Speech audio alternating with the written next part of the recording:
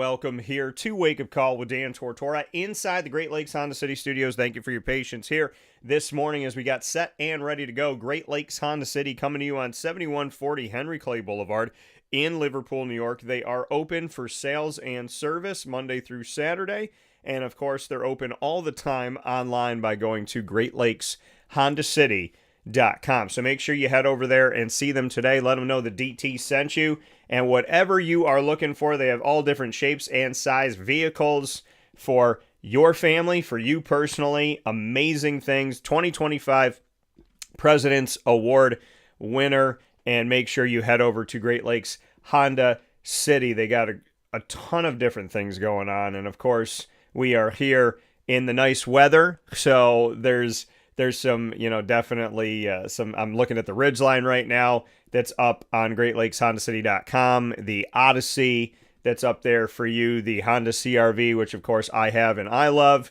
And so make sure you get out to Great Lakes Honda City today, and you can definitely go on any device and check them out at GreatLakesHondaCity.com. New and used vehicles, buy and lease at Great Lakes Honda City. And I'm looking at what they have right now, the HR-V, the Odyssey, because it lets you know the inventory of how many cars are on the lot of what kind. So like right now, for example, 16 Pilots, 24 Ridgelines.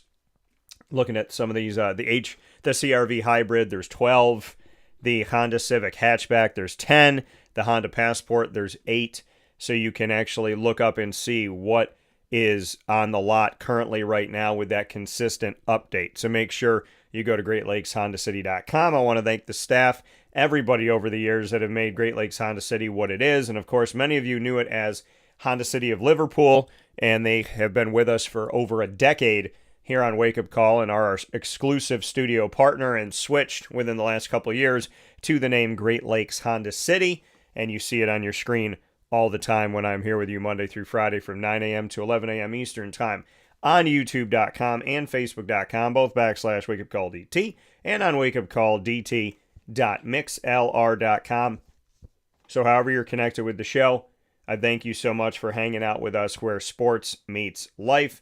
And of course, it is a Friday, which means that we have a trio of signature specials that we bring you every single Friday, and that being the annoying moment of the week, proudly presented by the Baked Potato Express, followed by Lead, Learn, Evolve, Ad-Lib, and Deliver is what the acronym stands for, and that is proudly presented to you by Chick-fil-A Cicero. And then we have the Top Dog of the Week, proudly presented by K-9 Kamp Dog Daycare. After these three segments, I will jump around the sports world and take a look at what's going on.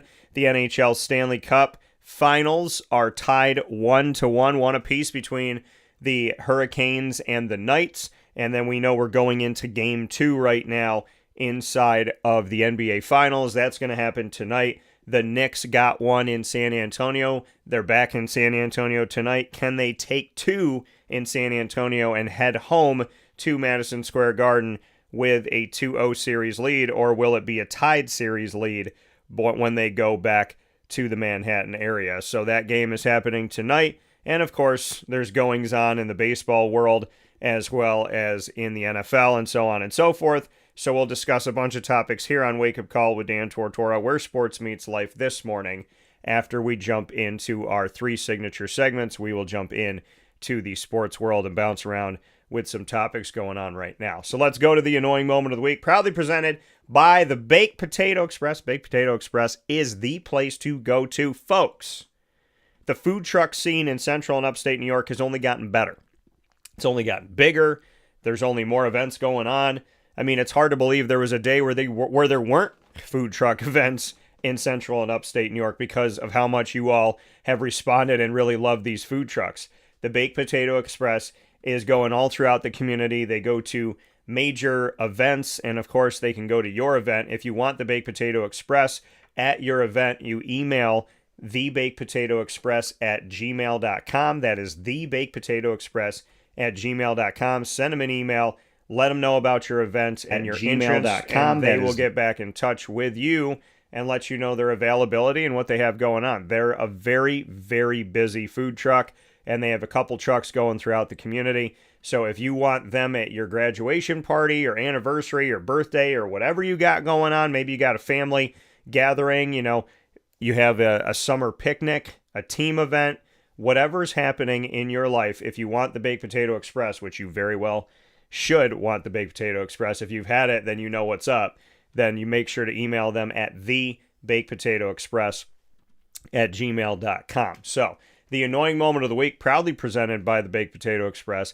Man, I can always go to so many different areas when it comes to the annoying moment of the week, and that's why I'm laughing. So there's a bunch of different places that I can go to and things that I can think about here. I'm thinking about this week specifically and what my annoying moment of the week would be. Well, one of my things, I got to mention this, is how the heck does a fan get on the court and get that close? Got to make you feel safe, right? Get that close to a player during any event, let alone the NBA Finals. Okay, so folks, did you know about this? If you didn't know about it, let's speak about it. So, the lifetime ban that somebody just received two people received it at the Game 1 in San Antonio. Let's get into it here. A fan ran out onto the Frost Bank Center. By the way, I love that. There's different sponsorships of who has the naming rights of an arena. Frost Bank. I just feel like Mr. Freeze as, Arnold Schwarzenegger as Mr. Freeze, or Mr. Freeze as Arnold Schwarzenegger. I'm not sure which it was in Batman and Robin. But in all jokes aside, I feel like Frost Bank Center should have Mr. Freeze as their logo mascot. I really do. So at the Frost Bank Center in San Antonio, during the fourth quarter of Wednesday night's game this week, NBA Finals Game 1, there was a fan who attempted to take a selfie with San Antonio Spurs star Victor Wembanyama and was arrested, given a lifetime ban from all NBA arenas. Lifetime. From now, all throughout the entire span of time that you're on this spinning rock, not only can you not come back to San Antonio, you can't go anywhere in the NBA to an arena. Insane. Okay, you ask yourself, was it worth it? So the incident, which halted play, so this isn't something that happened during a timeout. It's not something that happened during halftime. It's not something that, just was during a commercial break. This happened and stopped play. Like, legitimately stopped the game. It halted play during the Knicks' 105-95 Game 1 victory. It occurred with 6:28 remaining in the fourth quarter, and the Knicks were holding a 92-86 lead. So not only did it happen during the game, it happened at a crucial point. Not that, nothing's but this was a two-possession game. It was 92-86. So halting any time in the game could affect the game. So that's on top of all of this, right? The safety of it all. How did this guy get there? Who did he know in security? Does somebody not care about their job? Was somebody sleeping on the job? Was somebody not paying attention? Did they pay somebody off? Are they friends with somebody? But whatever it was, he got on the court, and it was, again, not during a TV timeout, not during a break from the action, not, halftime, not pregame, not postgame. This was during the game. In a two-possession game. The fan ran out onto the court with a cell phone in his right hand, stopped in front of Victor Wembanyama and Knicks center Mitchell Robinson near the three-point line, and so he got out onto the court by the players on the three-point line and was pushed away by two security guards. And my thing is, how the heck did security not get to him before that point? And then an NBA spokesperson stated, a second individual will also receive a lifetime ban for his role in the incident. So when I saw that, my brain was like, oh, okay, is that the person that let them go on the court? The person that turned a blind eye? The person that's friends with them or got paid off or, just doesn't care about their job or whatever it may be? Like, how did they get on the court? So when they said the second person, I'm like, is that the person that somehow they coerced or had an agreement with or whatever to get on the court? And that's just me prognosticating. I don't know. So I'm not going to sit here and say that that's the case. I just kind of thought about it. So replays showed Wembanyama looking confused and smiling in the direction of the phone as the fan approached him. He said, quote, "I've never been in that situation. I didn't know how to act. It really surprised me almost as much as that time when a bat crossed the court," end quote. So, and that was before a January 2024 game when the Spurs were playing the Timberwolves. After security apprehended this person, the game was further delayed because Spurs guard Dylan Harper lost control of the ball while being guarded by Knicks forward Mikal Bridges shortly before the incident. After huddling, the officiating crew called for a jump ball at center court because they were unable to determine which team last had possession of the ball. Wembanyama won the tip, and the game continued. So there's another thing here, right? The officials, amidst all of this, they're looking at Dylan Harper losing control of the ball, and then they can't figure out whose possession it is, which leads to a jump ball. And what if it was Knicks' ball, right? Because Wembanyama won it, and again, this is a two-possession game. So you look at this scenario and you say, the fan incident, crazy that could even happen, especially in today's world with heightened security with everything. And then you look at the fact that the officiating crew couldn't even figure out who had possession of the ball. So they had to go to a jump ball. After the game, Spurs coach Mitch Johnson brushed off the fan incident. He said, quote, "I don't think it was an event at all. I thought security got him out of there. I think everybody moved on to the next play," end quote. NBA Commissioner Adam Silver said the issue of spectators running onto the court during games is, quote, "unfortunately part of all sports. I even hesitate to describe that person as a fan," is what Adam Silver went on to say. Quote, "They seem to have an ulterior motive for doing so. The other side of the coin of global attention is that somebody realizes there's an enormous platform to do stupid things. They will be banned for life, not just from Frostbank Center, but every arena in the NBA. The consequences are dramatic if you do this," end quote. So Adam Silver said, your boy don't play. And I like that. I like that about Adam Silver. I really do. That he was like, you're not banned. Like he was like, you ain't banned from here. You banned from everywhere. You know what I mean? Could you imagine being that fan being taken out by security? And he's like, what? So I can't come back here for like 4 months? Or I can't come back here for like half of next season? They're like, nah, you can't come back here at all. They're like, what do you mean at all? They're like, ever. You can never come back here. And oh, by the way, you can't go to any NBA arena in America. And see, and when you tell somebody they can't do something, it's the red button thing, right? You tell somebody that they can do whatever they want, but they can't hit the red button. Adam and Eve, do whatever you want, eat from any tree, have anything in this garden, but don't eat the apples off this tree. And so what does humanity want to do when you say you can do, and they don't think about there's 800 things I can do and one thing I can't. They think about the one thing that they don't look at all their opportunities versus the one opportunity you said, please don't do this. They want to know what's about that, right? Like if you told somebody you can ride these 15 rides, but you can't ride that ride, now all of a sudden, if they didn't want to ride the ride, now they kind of want to ride the ride. Because there's this weird thing in the human brain where when you tell somebody they can't do something, it makes them want to do it more, or it makes them want to do something that they didn't even want to do.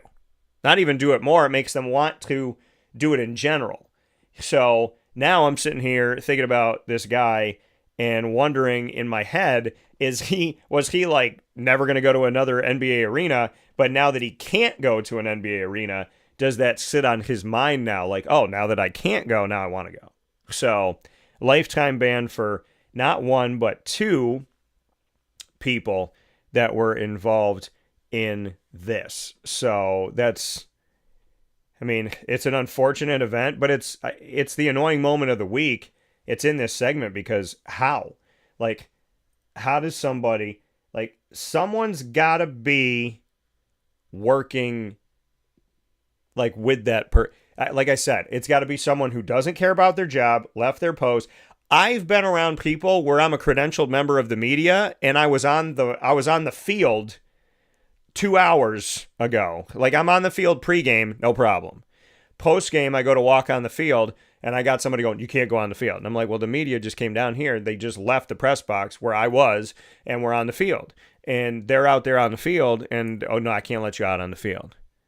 And I'm like, but I was just out on the field. Well, you can't get on. I was like, I have a badge on. Like, my name is on my badge. If I do something nefarious, my picture and my name are on the badge. Like, I'd be pretty stupid to do something crazy because you can, that's not me anyways, but I'm like, you can, I mean, you know who I am. A fan runs out here. You don't know their name, right? You don't. So, but I just find it, I mean, like, there are people that take their job so seriously, or they're like over the top, where they're rude to people that have had access. Like in my case, where I'm on the field pregame and then postgame I go on the field and this one person won't let me on. And then you go to another place and they're like, yeah, you can go on the, like, they look at your badge and they're like, yeah, go on the field.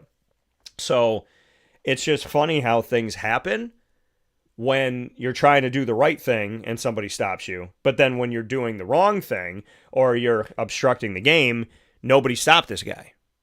I mean, they stopped him once he was already on the court, but it's just moments like that where I think about a lot of different things. What if the guy had a weapon? What if he was nuts?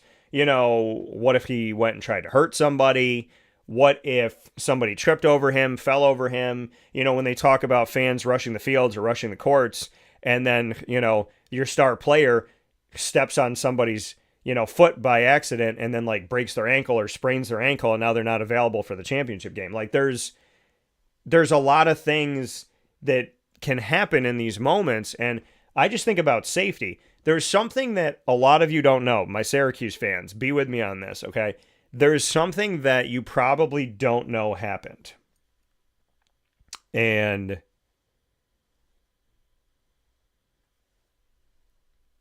that is the fact that a few years ago, there was an incident at the Dome during a Syracuse football game. Now, many of you probably don't know this because I asked my parents, they didn't show this, so they must have cut away and went to commercial. And then maybe the people in the Dome were like, hey, don't come back right now because there's a fan on the field. But there was a fan, and not just any like I got to paint the picture for you. This is a heavy set person. Like, this is a person that was heavier, running slow. That's important to know, okay? Because a football field is long, right? So this guy came down on the right side of the field. Like, if you're looking at the field head on from the press box, so you're looking at the S, right? He came down the stairs, got down on the field, which means he had to go through like the railing, got down on the field, and then ran across the entire field, tried to jump up to get away on the left side of the field, tried to jump up, slid off, struggled getting up there, then eventually got up there. And I'm sitting here thinking to myself, this dude is not only running across an entire field, none of the security guards caught up to him, and he was running slow. And then when he tried to get away, he slipped and could not get himself up to get away. And the security guards were standing around him looking at him. And I looked at Isaac and I was like, oh, bro, I feel safe here. Took the dude 15 minutes to get across the field. And now that they caught up to him, they're not even putting their hands up. Like, it's crazy to me, right? Like, yes, it does happen, but that happened at Syracuse. I mean, and the fact that this guy did not run fast, the fact that, you know, I mean, it took him a long time to get across. And I'm not trying to knock the guy. I'm just saying the amount of time it took him to get across the field, you can't get any one of your security guards. And then the thing that was crazy was once he got to the other side and slid off and was trying to jump up and was struggling to do it, the security guards caught up to him and were standing around him. Nobody tackled him in that moment. Like, that was just a weird thing to me. And we talk about safety, you know, I just find it to be, and I mean, for this guy, man, he's got a lifetime ban. Like, that's really sad. He's never going to be able to go to an NBA game before. And I know some people say, well, Dan, who cares? You know what I mean? Like, what does it matter to you that this guy got a lifetime ban? I mean, obviously he did something wrong. And yeah, okay, there's consequences to actions, but I mean, you got to think about it. He might have never wanted to go to another arena for the rest of his life. But now that you told him that he can't go to another arena, now maybe he's going to think about this more, like, oh, I didn't even think to myself that this was going to go that far, right? And speaking about not going that far, let's talk about another annoying moment of the week. Nick Saban said something, and it's not Nick Saban being annoying. It's what he said that sparks my thoughts right now, and it actually goes to a prediction that I've had. He said, quote, "I think it's in the best interest of student athletes to have regional conferences," end quote. And this is something that has been alluded to potentially happening in college athletics. I don't know how this is going to happen. And again, I mean, you know, I do my commissioner corner. I build relationships with commissioners and leagues and conferences all over the country. So if you have regional conferences, I mean, obviously that's going to affect your conference. Like, is the ACC still the ACC? Does it have that name? Does it have a brand? Or is there just, like we had in the past when we had mega conferences, is that, you know, the SoCon is literally the Southern Conference. And the Southern Conference used to have a bunch of these teams that are now in the autonomy group of, you know, when you look at the SEC and whatnot, I mean, you have these schools that used to be in the SoCon because it was the Southern Conference, right? You had the Big East, right? The Eastern Conference. And so in the Pac, you know, talking about the Pacific Coast. So, and, you know, the ACC, the Atlantic Coast, there are conferences that were or are named about region, right? But here's my thing, and this is the monkey wrench in all of this. How do we have regional conferences, or how do we take collegiate athletics and put them in regional conferences and then preserve the conference? Like, nobody's going to give that up. The SEC is not going to give up their name and their logo and their history and their institutions because, you know, the NCAA wants to regionalize. That's not going to happen, right? Like, what if you went to the ACC and you were like, hey, we're going to break your conferences into an Eastern Conference and a Southern Conference. We're going to break up your members so the ACC is dissolving. Like, that's the thing that I don't understand when we talk about regional conferences is, what does that mean? Do we have a North, South, East, and West? And then do we essentially make them mini NFLs like Randy Edsel talked about? So if you have an Eastern Conference and you're talking about, you know, the Northeast or whatever, if you have a conference like that, and I'm not talking about the NEC, the actual Northeast Conference, I'm talking about, you know, let's say football, for example, that you have Penn State and Pittsburgh and Syracuse and UConn and Rutgers and Maryland, like you have all of them in one conference, for example, and Pitt, I think I said Pitt, but when you have, like, if you were to do something like that, you're taking institutions from multiple conferences, right? You're taking from the ACC, you're taking from the Big Ten, and you're taking from, I mean, UConn's an independent right now, but they were in the American.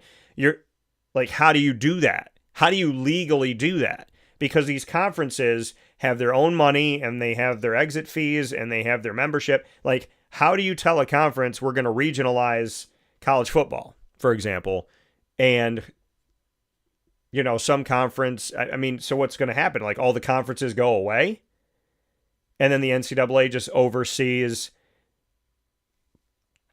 a Midwest, a South, a Northeast, a West Coast. I mean, how do you go about doing something like this? Or do you just say North, South, East, West and have, you know, an NFL type model where now you have a North Conference and the North Conference has the Northeast, it has the Midwest, it has the, you know, Northwest, and you have a conference that's divisionally made up of, you know, if you're taking the North, for example, that you have 4 divisions. So you have your Northwest division, you have your Northeast division, you have your Midwest division, and then, you know, you figure something else out, you know, besides the Midwest.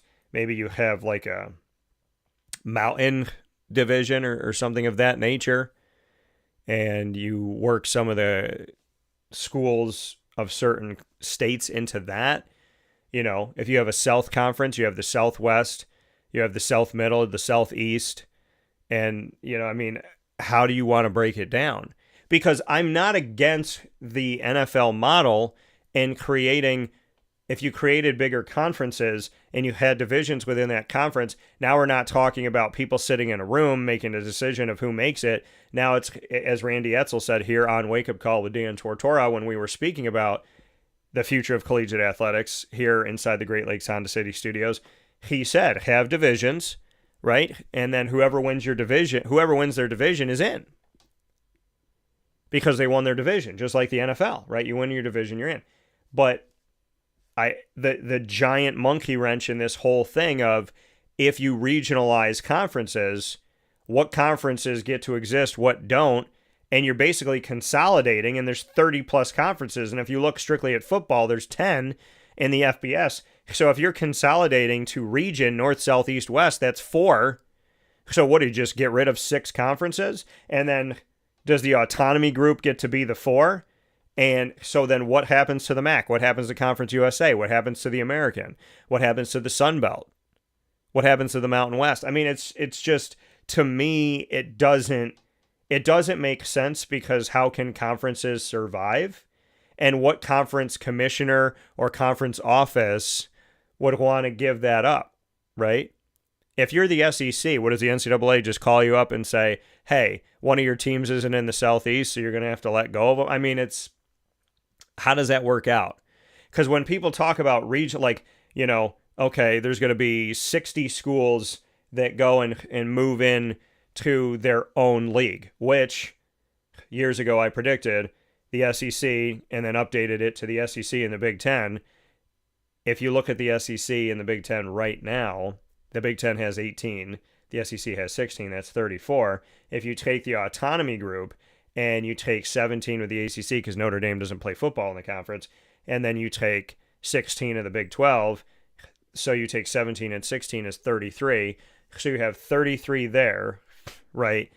And then you have the 18 and 16, the 34 from the SEC and the Big Ten. You have 67 schools right there. So the people that are prognosticating that there will be a 60-team league is essentially talking about the autonomy group. And maybe the autonomy group lets some of them go. They say we only want 60. So of the 67 they have to shed 7, right? So maybe they say, Syracuse, Pitt, BC, Maryland, Rutgers, you got to be out. And then I think we have the recreation of the Big East in football, if that were to happen. So I'm calling it the annoying moment of the week because I'm really upset that the NCAA has gotten no control over any of this. So that is why I'm saying what I'm saying right now, because, again, I predicted over 8 years ago that the NCAA would either be drastically different or not exist at all 5 to 10 years from my prediction. So you look at that. 5 to 10 years from my prediction, and that prediction was made over 8 years ago.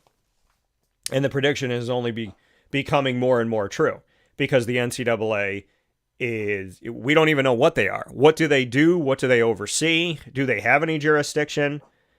Mark Emmert, when he was the president of the NCAA during COVID, said essentially that he had no jurisdiction over any of college football, that he can't stop a school from playing, he can't stop a conference from playing, he also can't force a conference to play, and can't force a school to play. So I'm sitting here thinking to myself, how can you punish a coach or a student athlete if you can't oversee and make decisions for a conference or an institution? Then how can you make decisions for student athletes and coaches? Because the conference is the biggest piece, and then the school within the conference is the next biggest piece, and then you go to the coaches and the players that are within those schools and institutions. You can't reprimand a player, like a student athlete or a coach, when you can't reprimand their school and you can't reprimand their conference. So that to me made no sense, that they have no control, but they want to. So how do you suspend a player or a coach? That doesn't make any sense to me. So I didn't get it, and I don't get it, and I don't get what the NCAA is. Are they just a shell company at this point? That's the question that comes to my mind right now. So this is part of the annoying moment of the week because I don't want, as much as I understand regionalizing and as much as I love Northeast football and I love the Big East and I'd love to see what the Big East would be if it came back and it actually had Penn State this time, and maybe Notre Dame if they could work that out, but Notre Dame's in the Midwest. Knowing these conference commissioners, knowing these leaders, knowing the offices of some of these conferences, like people within the conference itself that are working behind the scenes and in front of the scenes, I don't know how you legally get this done, and I don't know who the heck would do it. I don't think you can go to these conferences, which have become their own businesses, and tell them, like, you're going to shut your business down and we're just going to regionalize everything, and then who's going to oversee it? So... And how can any of this get done to regionalize these things if the NCAA has already admitted that they have no control over college football and that it's the CFP and not the NCAA? And is the CSC, as the College Sports Commission, is that essentially going to become the new NCAA, the new ruling body? Is the CSC here lingering to eventually take over what we're not getting from the NCAA, or the lack of jurisdiction, or the lack of accountability that they're holding people to, or responsibility, or the fact that people aren't playing by the same set of rules, or they're not enforcing the rules? So, because that's where my prediction came over 8 years ago. It came from me saying that the NCAA does not treat the same crime the same way depending on who committed the crime. Like, if you're school A and you gave improper benefits, but you make the NCAA a lot of money and you win championships, they left you alone. But if you're a school that has a losing record and doesn't really bring a lot of viewership to the NCAA tournament, they punish you right away. The other school, it takes years to punish them. And then you got coaches that lose over 100 victories but get to keep their losses.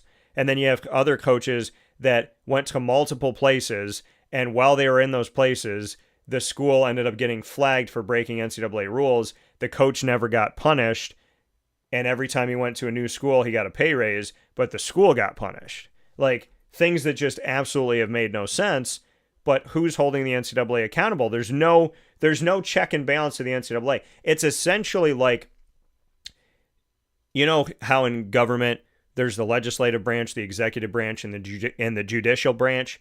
So the checks and balances come from the judicial branch checking the legislative branch, legislative checking the executive checking the legislative, checking the judicial, and so on and so forth. They're all supposed to keep each other honest, keep each other, following the rules, enforcing the rules, being fair, right? The NCAA is like having one branch. There's nothing to watch it, to hold it accountable. But we have the evolution of the CSC and the CFP. Maybe they start to hold the NCAA accountable. Or maybe my prediction comes true, which I don't want to happen, and the SEC and the Big Ten just leave, and they say to the NCAA, now we're going to function outside of you and see how you do, because we're not going to play by your rules anymore. We're not doing this anymore. I mean, again, if the NCAA has admitted they have no control over college football, what if I'm in the SEC and I'm Arch Manning, right? And so I'm your starting quarterback for Texas, and the NCAA goes, you did something wrong, you broke the rules, you can't play for the first 3 weeks. What if Texas calls the bluff and the SEC calls the bluff of the NCAA like other institutions and players and coaches have? And what if they just look at the NCAA and say, nah, he's playing week 1 through 3? The NCAA has proven that they don't win appeals most of the time, and they're not winning them recently. They're settling in court. So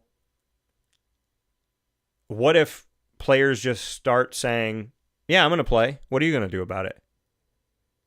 And I'm at Texas, and I'm in the SEC. I'm in a program that makes a lot of money, in a conference that makes a lot of money. So you'll eventually back down, and you'll eventually get quiet. Like, what if people started to get punished and they just called the bluff? Because essentially, if the NCAA is the parent of these institutions, what if you try to ground the kids and the kids just say no? What's the NCAA going to do about it? This is where you realize that the NCAA doesn't have a strong enforcement arm. And shame on the NCAA for that.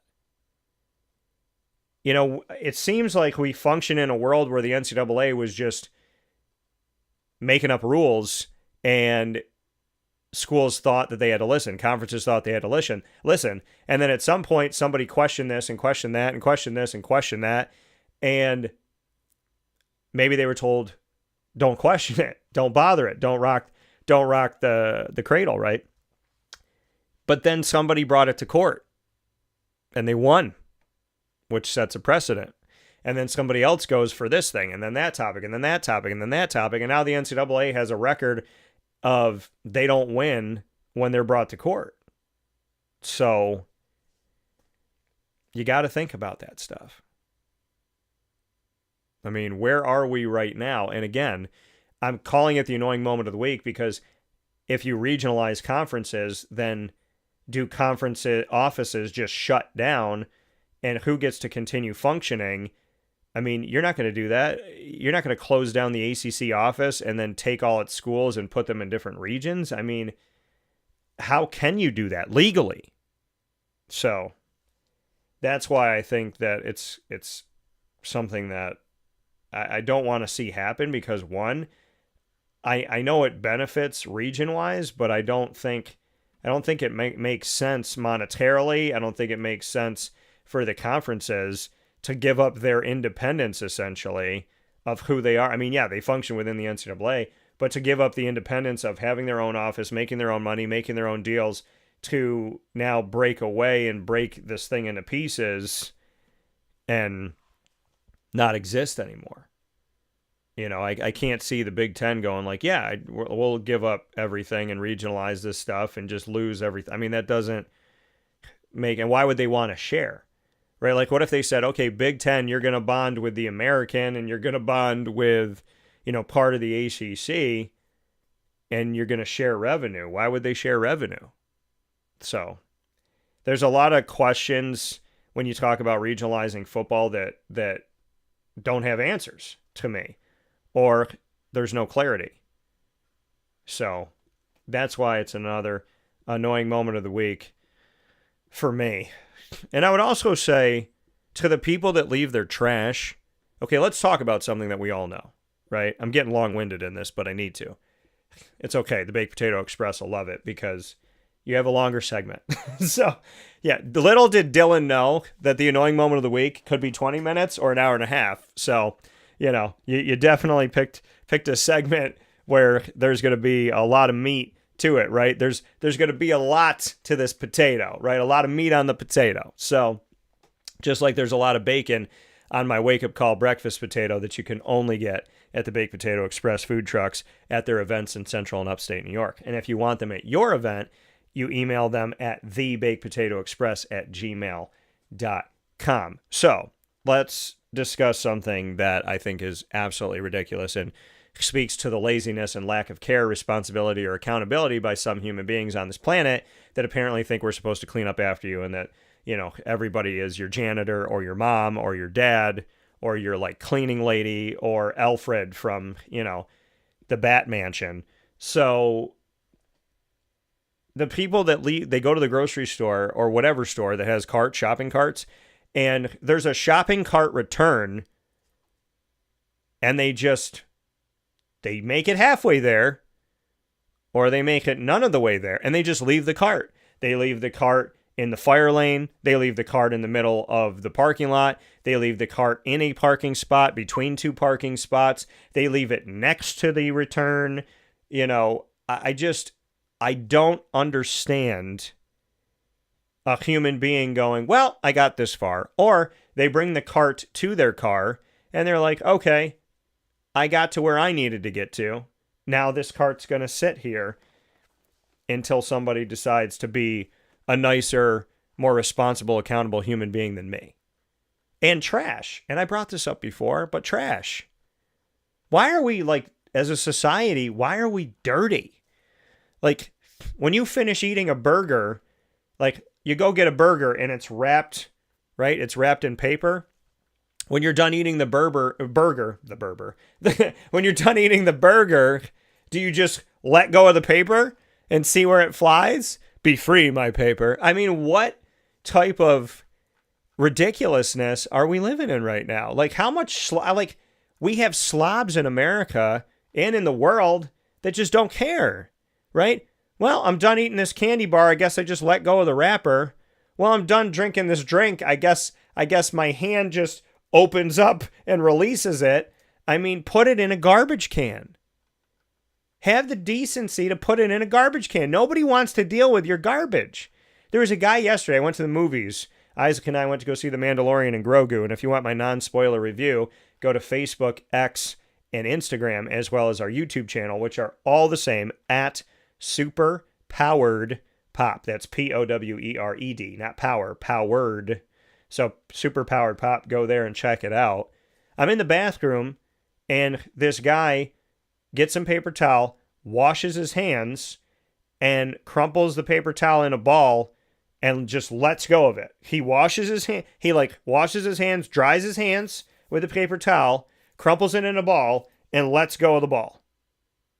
And the funny thing is, on the way out of the bathroom, you have to pass not one, but 17 garbage cans. There's one in the bathroom. There's one as you're entering the bathroom. There's one as you turn the corner to leave from the bathroom. Then there's one on the other side of the hall. And then there's more as you're going out the front door. This guy dried his hands and let go of the piece of paper. Again, what is this thing that happens with us? Do some people just have the involuntary muscle movements where after you have something in your hand and you're done with it, you just open your hands and you can't control it? It's done. Your body knows that it's done with it, so it just releases it into the wild. Pick it up. You people may be the reason why we don't have plastic bags and styrofoam cups, you dirty people, right? Why we don't have plastic bags and styrofoam cups. Because, again, things don't kill wildlife. Human beings being lazy and don't care kill the wildlife, right? When you're well, you can't have the plastic, when you buy a 6-pack of soda and you have the plastic, the rings around it, right? Where you pull one off and then you pull another and all that stuff until they're gone. And they say, well, those get wrapped around the necks of turtles and then the turtles die. So we can't have them. Plastic's not good. And my response is, did the turtles die because of the contraption they got caught in? Or did they get caught in the contraption, go back to the source, because a human being went to Onondaga Lake Parkway, had a 6-pack of soda, drank it all, and then decided to not take the trash to the trash can, which there's multiple trash cans at Onondaga Lake Parkway, but just decided to throw it in the water or leave it by the water and the wind blew it into the water. So the turtle didn't die because we have plastic in society. The turtle died because we have human beings that don't care and threw the plastic in the water or left it somewhere and it blew into the water. Pick up after yourself. How many times have you gone to a shopping place, be it Target, Walmart, Wegmans, Publix, whatever, and not seen a cart, at least one cart, not where it's supposed to be? It happens pretty much every day. Bring your stuff back. When I was getting ready to have surgery and I was having pain in my stomach and all this stuff, my mom and I were down in Florida. We went to Publix. We brought everything to the car. We unloaded the cart into the car. And then I turned around, even though I didn't feel good, even though I was walking slower, even though, my body obviously was telling me it's good we're having surgery soon. I turned around and walked that cart all the way back to the entrance of Publix and put it inside. Because Publix doesn't have the return, or maybe some of them do and some of them don't, but this Publix did not have a place where you could return the carts in the parking lot, so I walked it all the way back. And I walked it back not feeling 100%, having pain in my stomach.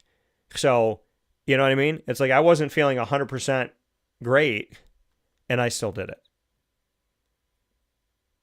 So, yeah, it's an annoying moment of the week because the laziness and lack of accountability and care. Again, how many human beings want people to dirty their house and mess up their house and disrespect their house, but then they do it to other people's? Why are your feet on my kitchen table when your feet are never on your kitchen table? You know, when somebody comes into my house, some people say, do you want me to take my shoes off? And some people, it's common sense, right? But you have to think about it like this. I don't know where your shoes have been. So why do I want you tracking stuff all over my house? When I go to somebody's house and they tell me to keep my shoes on, I still take them off sometimes. And other times I'm like, I mean, if I've been there a lot, I'm like, are you sure? Like I ask, like, because it's weird to me. I'm like, why would you want my shoes to be on in your house? So the bigger thing about the annoying moment of the week is just have common human decency, care, and know that if some of us didn't pick up after you, how do you think these carts get returned? Right? How do you think stuff that you don't do right actually ends up working out? It's not because Grogu used the Force and put all the carts back in the Walmart return. It's because some human being, either a worker or just somebody else shopping, decided to do what you didn't do. You know? And thank goodness for people that care when other people don't.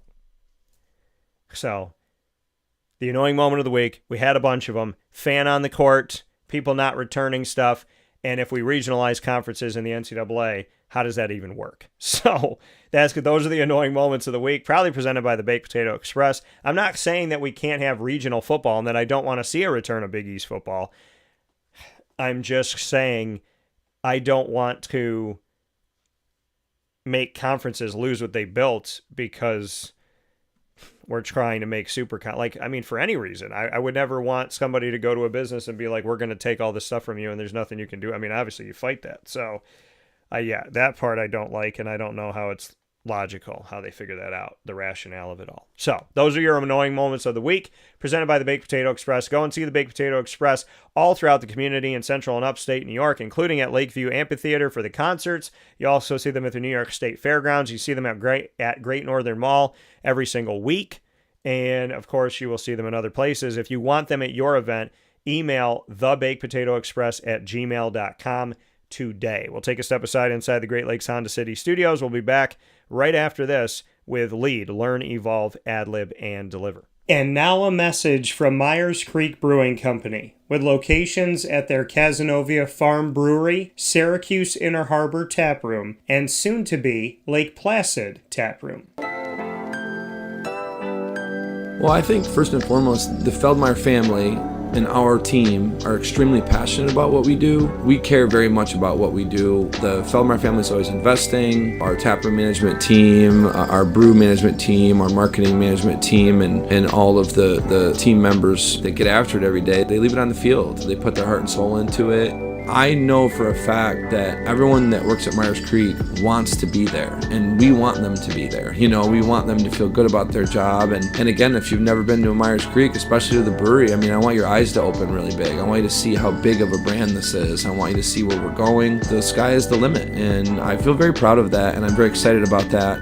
When you think of designing a menu for a brewery, it's kind of open to a lot of different interpretations. I mean, you can do American, you can do Asian, you can do Italian, and you just have to find, how that meets that pub style dining experience, that gastropub vibe. And I think it's super fun for us because obviously we know that, everyone in the world is going to sell a pizza or a burger or a french fry, but what can we do to be different? And what can we do to be true to who we are? We are a brewery, a brew pub. So the flavor profiles are kind of all over the place. And I think it's super cool that we have a massive smoker at the brewery in Cazenovia, and we smoke a lot of our products. We have a delicious smoked turkey. We have barbecue ribs on Sundays. From a pulled pork sandwich to a chicken wing, you go to the Inner Harbor and you go to the Kaz location and you'll find similarities in the menu, but also things that are a little different and also kind of fit those different demographics or different communities, and also hopefully just drive you to try every tap room that we have open at some point because you get a little something different at each one. We understand how hard it is to work every day and get after it every day. And when you're done at the end of your day, you want to go out and put your feet up in a good ambiance and good environment. So we take pride in that. We make sure that everyone knows that they're very much valued to us.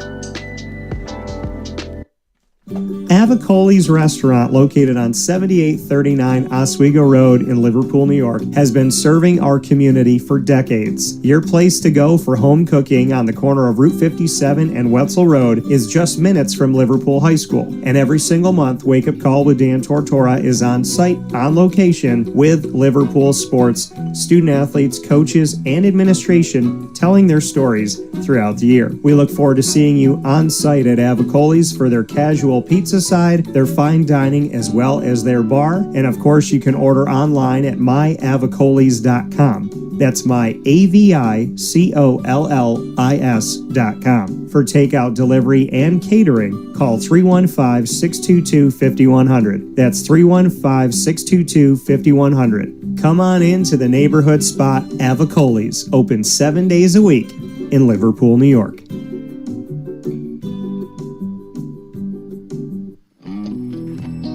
K-9 Campground Dog Boarding is your home away from home for your furry-loving friends. Open 7 days a week with drop-off and pickup times in the morning and later on in the day and early evening. K-9 Campground Dog Boarding is the spot to trust with your dog for short and long-term stays. Call 315-299-4013 for more information. That's 315-299-4013, and go to k9campground.com as well. That's K9, ground.com, where you will find all of the information on their different cabins, which include the classic cabin, executive cabin, grand cabin, and luxury cabin. K9 Campground Dog Boarding, where your dog will have indoor and outdoor areas as well as their own private cabin for any size, any breed, as well as dogs with different needs. Dog parents and dogs alike choose K9 Campground Dog Boarding. Isn't that right, Lily?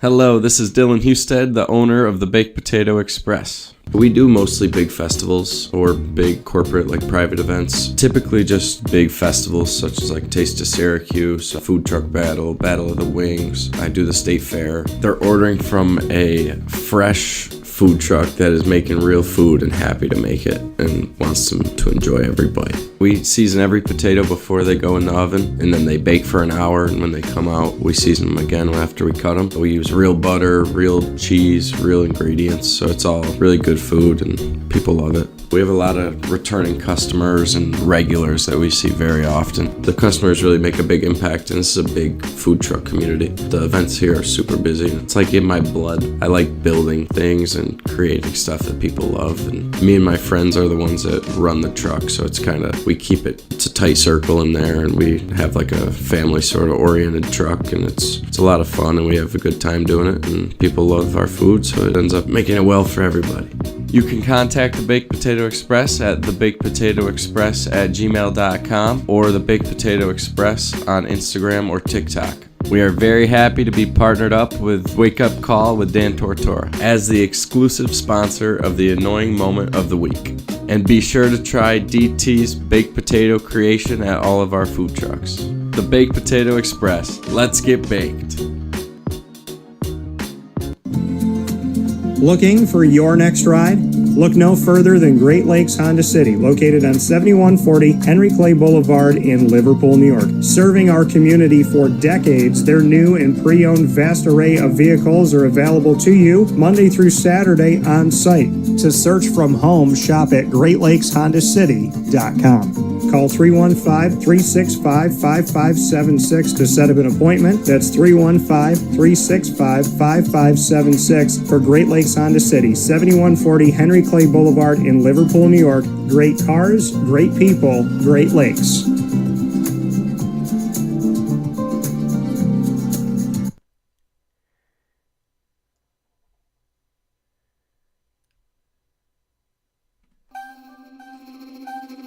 This is Jim Dispenza, owner of Game Point Sports Complex.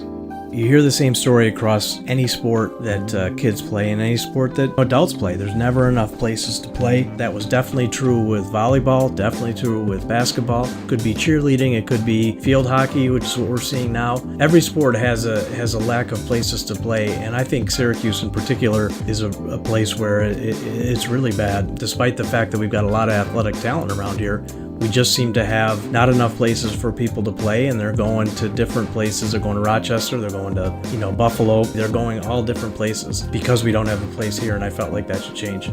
This was a long project from planning all the way through execution to opening the doors. A lot of work went into it, obviously, a lot of money, a lot of resources, and the dream always was kids being in the gym, having a good time. And I've always felt like sports is the most unfiltered joy that you can observe with people, that people can experience, because it is fun, it is a sense of accomplishment, it's all of that wrapped into one thing. And so watching kids going up and down the court with big smiles on their faces has been just amazing experience. I'm looking forward to years to come of that same thing.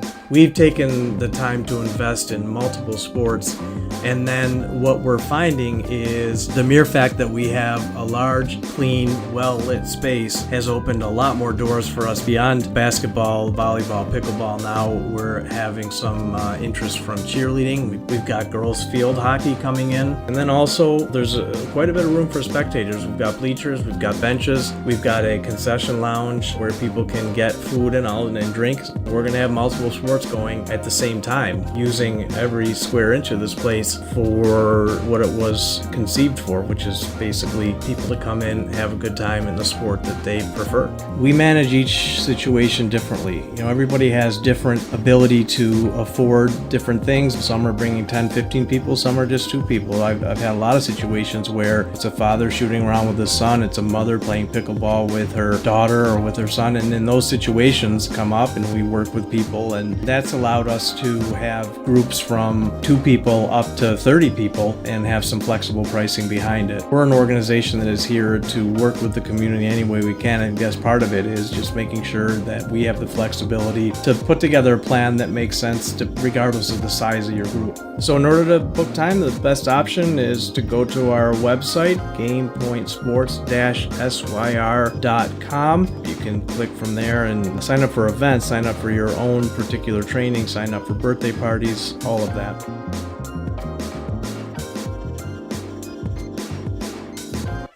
Welcome back here to Wake Up Call with Dan Tortora inside the Great Lakes Honda City Studios. Great Lakes Honda City, coming to you on 7140 Henry Clay Boulevard in Liverpool, New York. Make sure you head out there for sales and service Monday through Saturday, and of course all the time online at GreatLakesHondaCity.com. Why am I laughing?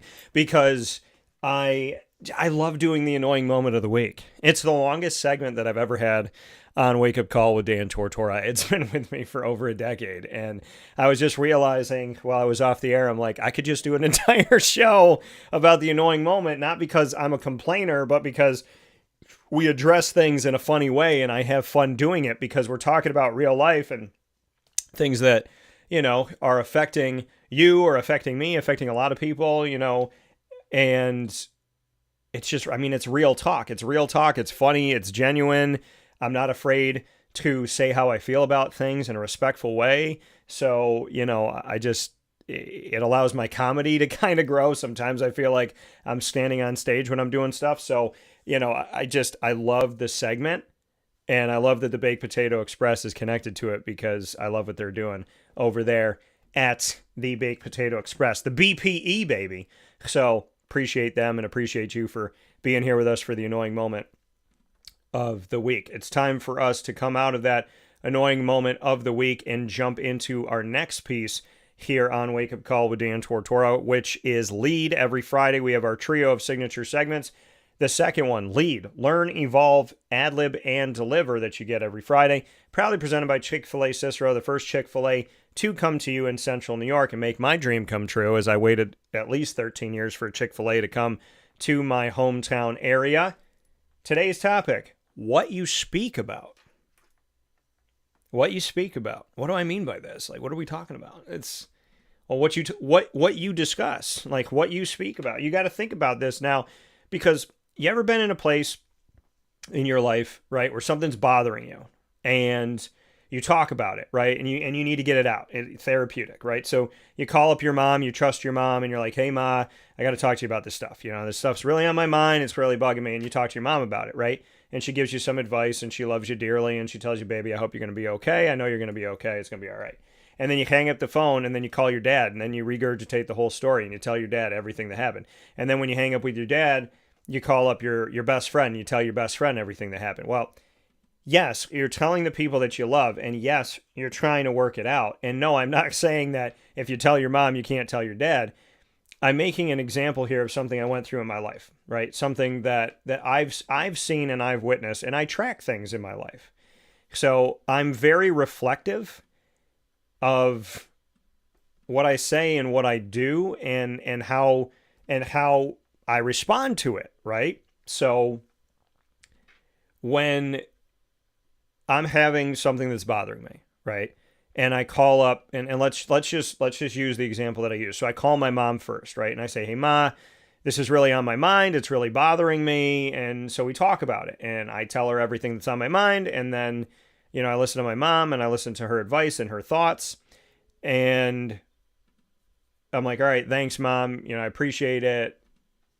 The thing's still bothering me, but, or it's not bothering me anymore, whatever it is, however I'm coming off of it, thanks, Mom, for listening to me. Thank you for being here and helping me to figure this out. And then when I call up my dad and I talk about this thing that frustrated me or hurt me or, caused me to be sad or upset, now I tell my dad, so now I'm talking about this thing that upset me again.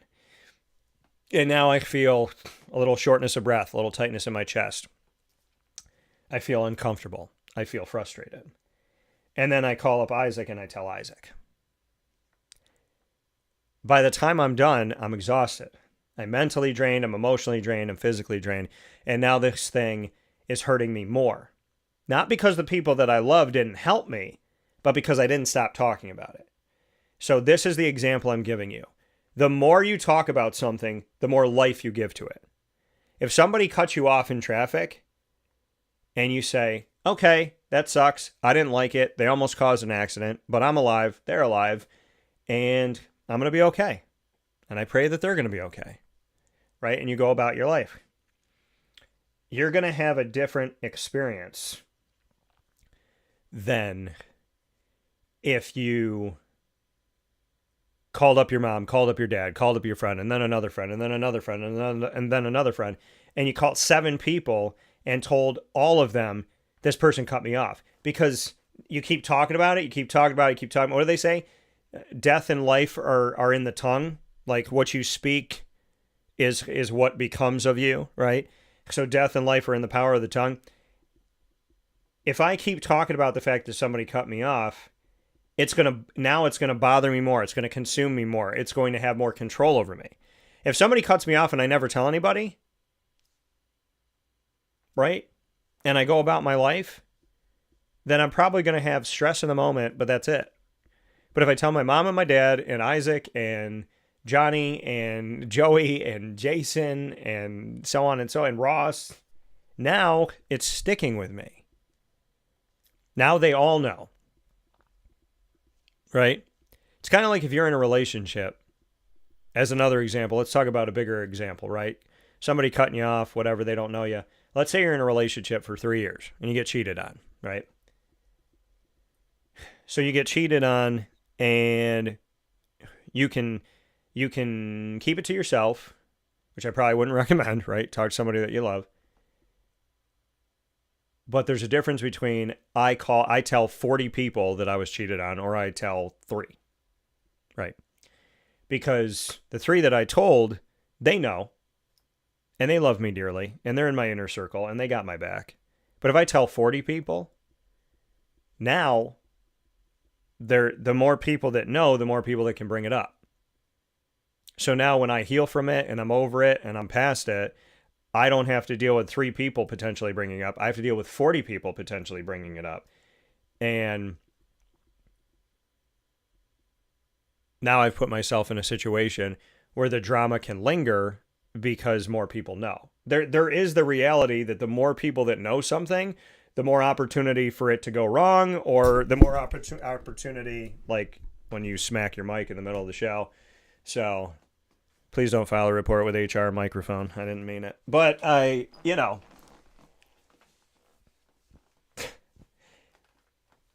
the more people that know and the more you talk about something, the more opportunity it has to consume you and affect you.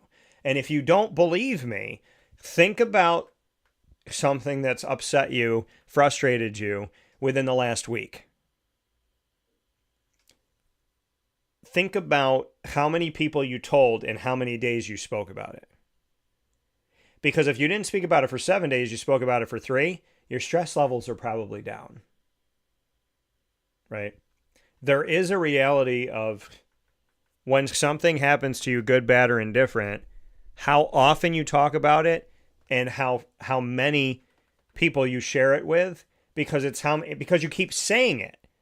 Like, what if it was good news, right? Yesterday, I had a ton of good news, and I shared it with multiple people. And the more I shared it, the more good I felt. I already felt good, grateful to God, and thankful if I told no one. But then I told a couple people. And the more I talked about it, the better I felt.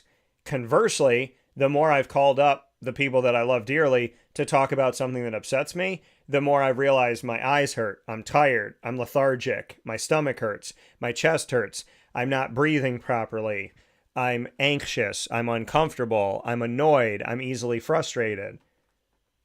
So so when people say, how do you know something versus how do you not know, you live it. The more I talk about positive things, the more positive my life feels, the more positive things come my way, and the more kind of free I feel. The more I talk about things that upset me and frustrate me and hurt me, the more I kind of feel down and heavy and just, annoyed and uncomfortable and unsettled with something, right? We're going to talk about stuff that bothers us, and we're going to talk about stuff that's wonderful too. But I would just say to you, do you have to tell everybody, right? Do you have to say it to everybody? Like when you have good news, who do you tell? And when you have bad news, who do you tell? And to some people, it's the same person, right? You say, Dan, I got 4 people in my inner circle. Good, bad, or indifferent, I tell them everything. Okay. But if you told them on Monday, do you talk about it on Tuesday and Wednesday and Thursday? Like I've realized in conversations with Isaac, if I talk to him about something repeatedly that's negative, I'm like, what? Why? It's like I'm purposefully bringing myself down. But if I call him up, and I couldn't wait yesterday to talk to Isaac about all these positive things that were going on in my life. And the funny thing is, when we went to see the movie, I forgot to tell him pretty much everything. But when something bothers me, I don't forget to tell him. And yet, which one is giving energy to my life and which one is taking it out? When I call Isaac and I talk about, not that I can't talk to him about frustrating things, but when I focus and I harp about it, I don't talk about it for 15 minutes. I talk about it for 5 days. What does that do to my body? Nothing good. Nothing good. So, but when I talked about positive things with my dad yesterday, man, I just felt better and better and better and greater and awesome. And this is great. And God is great. And I can't believe how good he's being to me, because I could be so much better to him. I don't even know why he's blessing me right now, because I got an uphill battle of getting right with him and making sure that I do what I need to do. And yet he continues to love me and give to me, which I don't deserve at all by any stretch of the imagination whatsoever, So what you talk about and how often you talk about it directly affects your energy levels, your overall well-being, your health. When I sit down with my mom and we have dinner, I have a choice. I can tell her all the good things that have happened since I saw her, or I could tell her the bad things, or I could tell her both. But which one am I going to focus on? And I've caught myself as I've gotten older watching how my body responds. I've caught myself. Somebody cuts me off in traffic, somebody's rude to me, and I'm like, man, I'm going to call my mom, tell my mom. And then I'm like, but what if you don't?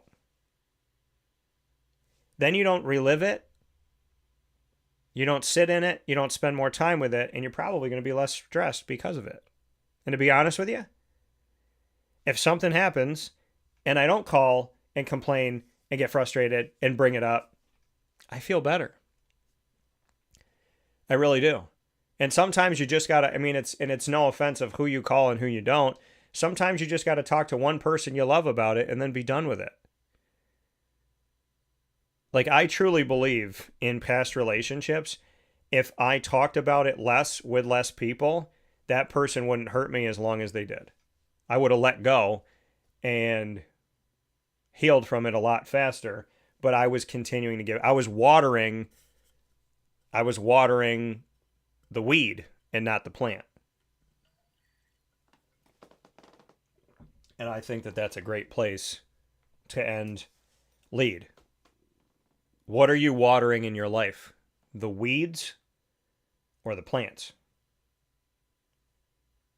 Learn, evolve, ad-lib, and deliver. We all need to do it. And that's why I'm happy God gave me this idea for the segment, him and I working in the trenches. And I wanted to come up with something, and lead was the one. And I'm honored and I'm privileged that God has worked with me my entire life in the trenches to create and be innovative and original. The annoying moment of the week, lead, top dog of the week, which is coming up after this fast break.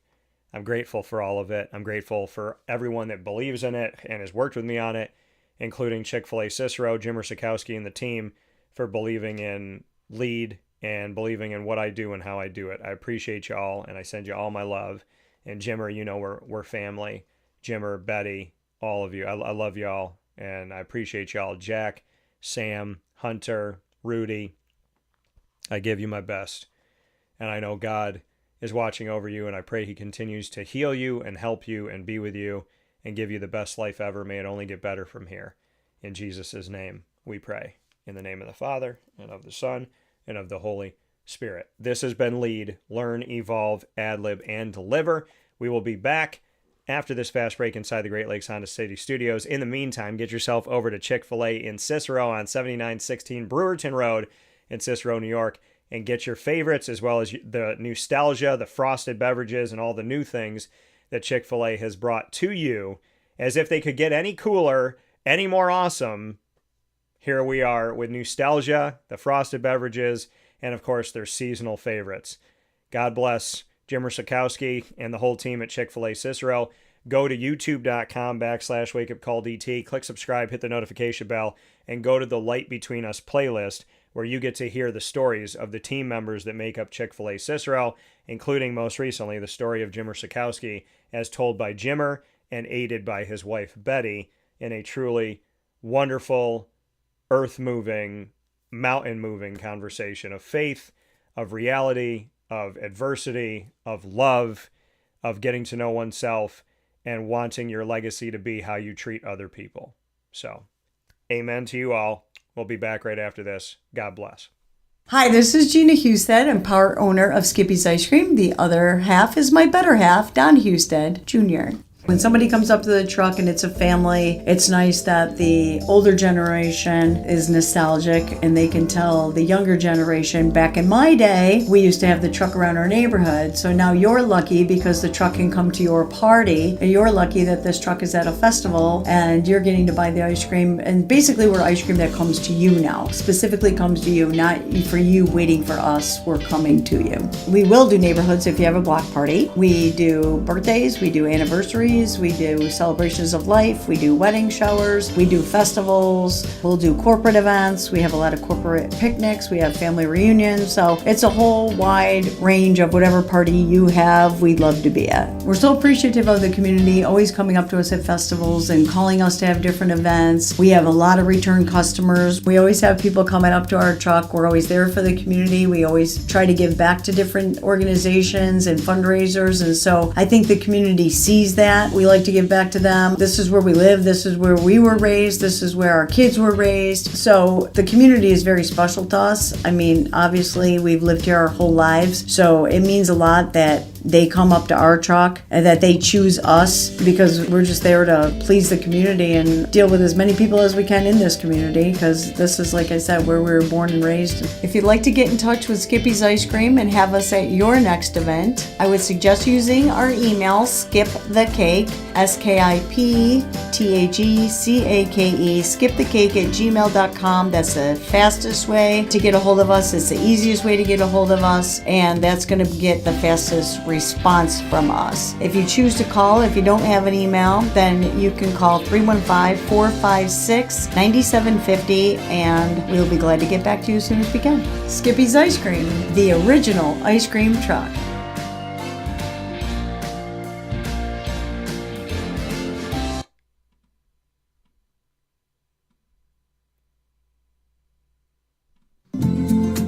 Looking for your next ride? Look no further than Great Lakes Honda City, located on 7140 Henry Clay Boulevard in Liverpool, New York. Serving our community for decades, their new and pre-owned vast array of vehicles are available to you Monday through Saturday on site. To search from home, shop at GreatLakesHondaCity.com. Call 315-365-5576 to set up an appointment. That's 315-365-5576 for Great Lakes Honda City, 7140 Henry Clay Boulevard in Liverpool, New York. Great cars, great people, Great Lakes.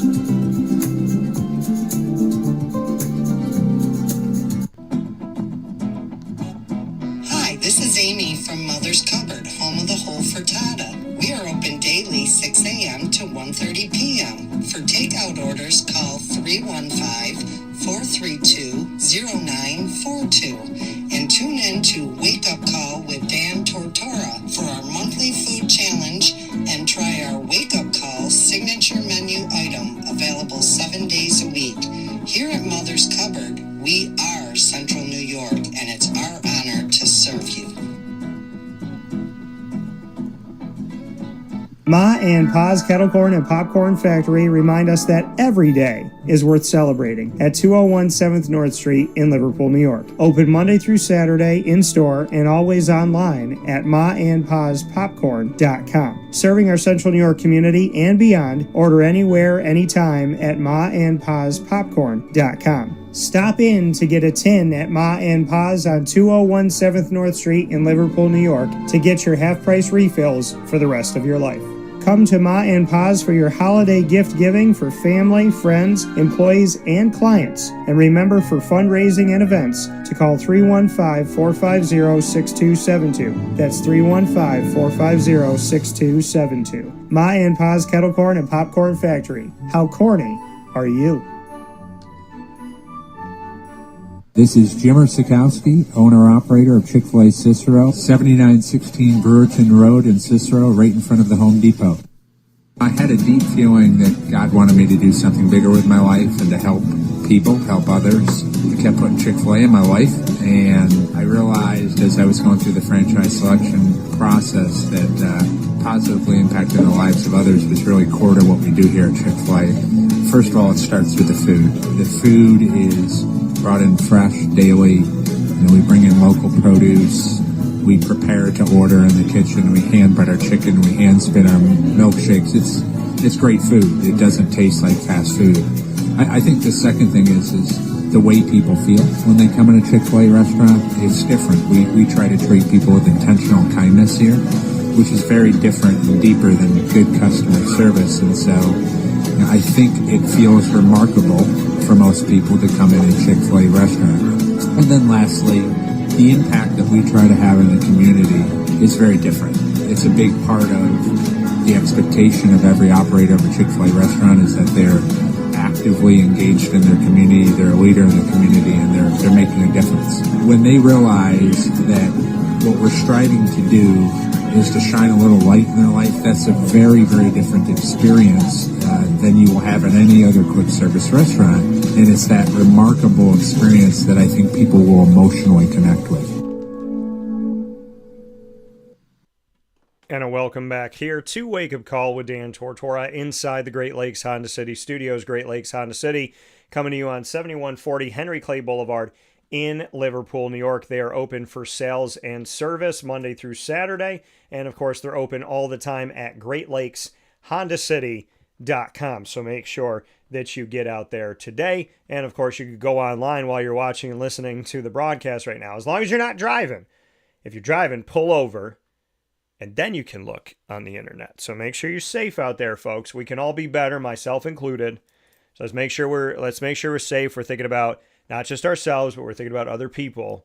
And let's be safe on the road. I know that we're inundated with technology, and I appreciate y'all for watching and listening. I just want you to do it safely and soundly. I want you to get to where you're going, and I want the people around you to do the same. And the same for me and for those around me. So let's do it together. Let's make the world a better place together, and let's care about each other. Be compassionate and kind. In the name of the Father, and of the Son, and of the Holy Spirit. I pray that in Jesus' name, most precious. Amen. With that being said, it is time for the third member of our trio of Friday signature segments, the Top Dog of the Week. Top Dog of the Week, proudly presented by the wonderful team at K-9 Kamp Dog Daycare. There's no better place to bring your dog for daily care than right there in East Syracuse on 228 Old Bridge Streets in East Syracuse. They are right off the highway. They're very easy to get to. So if you're over at Mother's Cupboard having the Cuse McMother, my breakfast sandwich that's available 7 days a week, they're right around the corner from there, coming right off Erie Boulevard. If you're coming out of Chick-fil-A Cicero, Chick-fil-A in DeWitt, they're right down the road from Chick-fil-A in DeWitt. They are centrally located. Game Point Sports Complex. You can walk from Game Point to K-9 Kamp Dog Daycare. So you could be going to play basketball, drop your dog off for the day, and then go play in your league. So the connective corridor of Wake Up Call includes K-9 Kamp Dog Daycare, a wonderful place. And how do I know that? Because they're led by an incredible human being in Lorraine Perry and, of course, her son, Chad. So make sure that you get in touch with them today. They have a self-serve dog wash. So not only do they have the daycare for your dog, but they have a self-serve dog wash where you can clean up your dog yourself. And they have a full store where you can buy leashes and harnesses and collars, as well as dog food, dog treats, toys, and more. It's all at K-9 Kamp Dog Daycare, your one-stop shop. And you can get more information by calling them at 315-437-7110. That's 315-437-7110. Or you can go online to K-9kamp.com. That's K-9 kamp.com. So who are my top dogs of the week? Well, this one is easy, folks. It happened last night. My top dogs of the week this week go to the Texas Longhorns softball team, Division I. Texas had never won a college softball Division I championship, had never won the Women's College World Series ever. And then they won last year, and now they're back-to-back champions. The Women's College World Series, which came to us back in 1982, which is crazy because that's not that long ago, and it's 3 years before I was born. So back in 1982, we got this women's championship, the Women's College World Series. And we've had it every year from 1982 to 2026, except for 2020 due to COVID-19. And the Texas Longhorns had never won the Women's College World Series. Never won the Women's College World Series in softball. And now they're back-to-back champions. So after never having a championship, now they're repeat champions. How incredible is that? How amazing is that? And how about this? Not only has Texas won their first two titles in back-to-back years in 2025 and 2026 in college softball, but they defeated Texas Tech both times. So they beat Texas Tech in 2025, and they beat Texas Tech here in 2026. In the Battle of Texas, the Longhorns over the Red Raiders both times in the last 2 years. Let's look at the history of the Women's College World Series. Back in 1982, UCLA were the victors, and UCLA winning over Fresno State. And then in 1983, Texas A&M over Cal State Fullerton. Then UCLA over Texas A&M, UCLA over Nebraska. Cal State Fullerton won their championship in 86 over Texas A&M, avenging that loss in 83.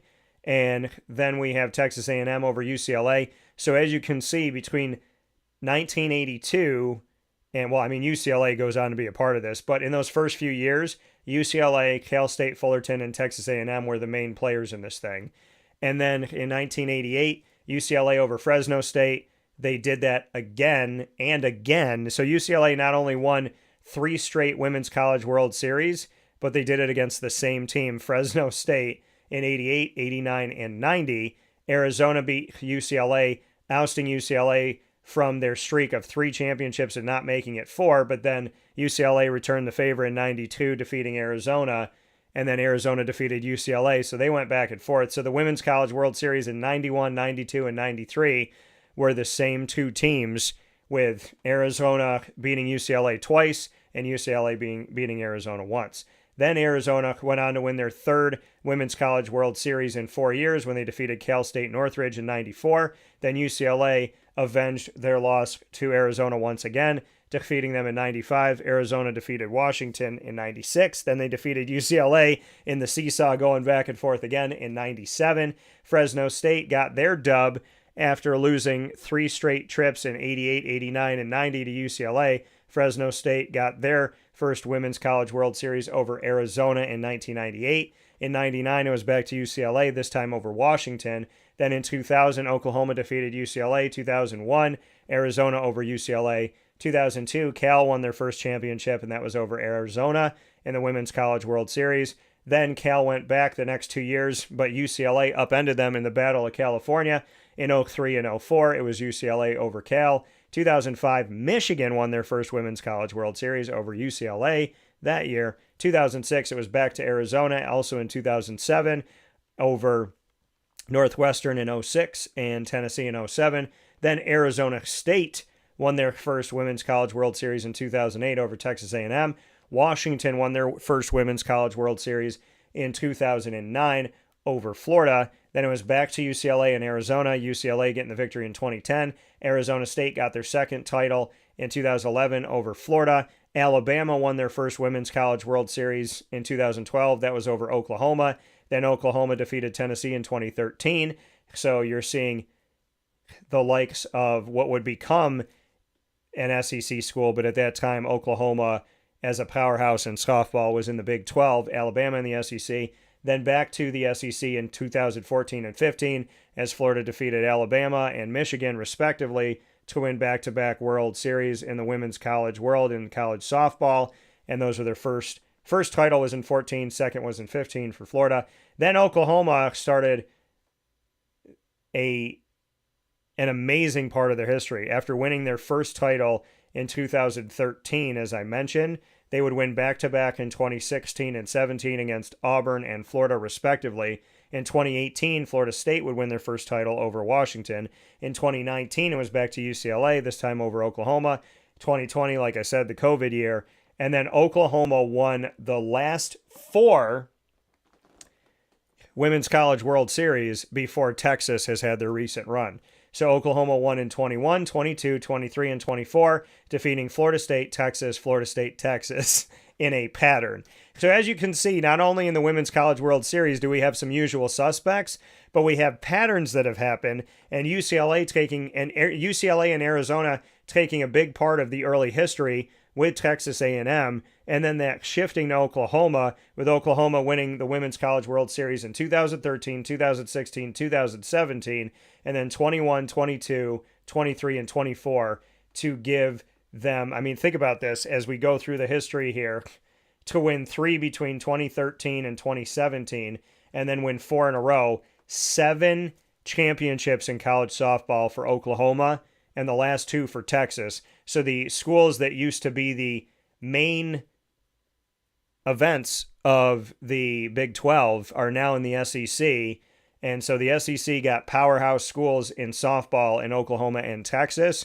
But after Oklahoma's had this long run and won multiple championships within the last 13 years, now we have Texas winning their first championship and their second championship in back-to-back seasons over the same team in Texas Tech and being the runner-up to Oklahoma in 2022 and 2024. So in the Women's College World Series, the Texas Longhorns have played for a championship in 4 of the last 5 seasons, winning the last 2, which makes them, once again, my top dogs of the week. Shout out to the Texas Longhorns and to college softball and for getting it done. And shout out to the SEC. Everybody focuses on, when the SEC got Oklahoma and Texas when they agreed to jump over in 2021, and then they started the path of leaving the Big 12 for the SEC. People look at Oklahoma and Texas and say, wow, the SEC got powerhouse schools from the Big 12 in football. And I would argue with you that they're even more of powerhouses when it comes to softball, because between Oklahoma and Texas, the last 6 college softball championships have gone through one of those 2 schools. So shout out to Oklahoma and Texas for the softball side of things as people focus on football and men's basketball. Oklahoma and Texas coming to the SEC, rise up the SEC, because these are schools that are going out there beating their Floridas, beating their Auburns, and so on and so forth. So Oklahoma and Texas combined in the Big 12 doing good things. Now in the SEC, you look at what they've been able to do and how they've gone from one conference of the Big 12, got through that conference, and then went and beat the nation. And now they're getting through the SEC and beating the nation. Nothing but love and respect for Oklahoma and Texas and the work that they have done on the softball field to combine to win the last 6 titles in the Women's College World Series.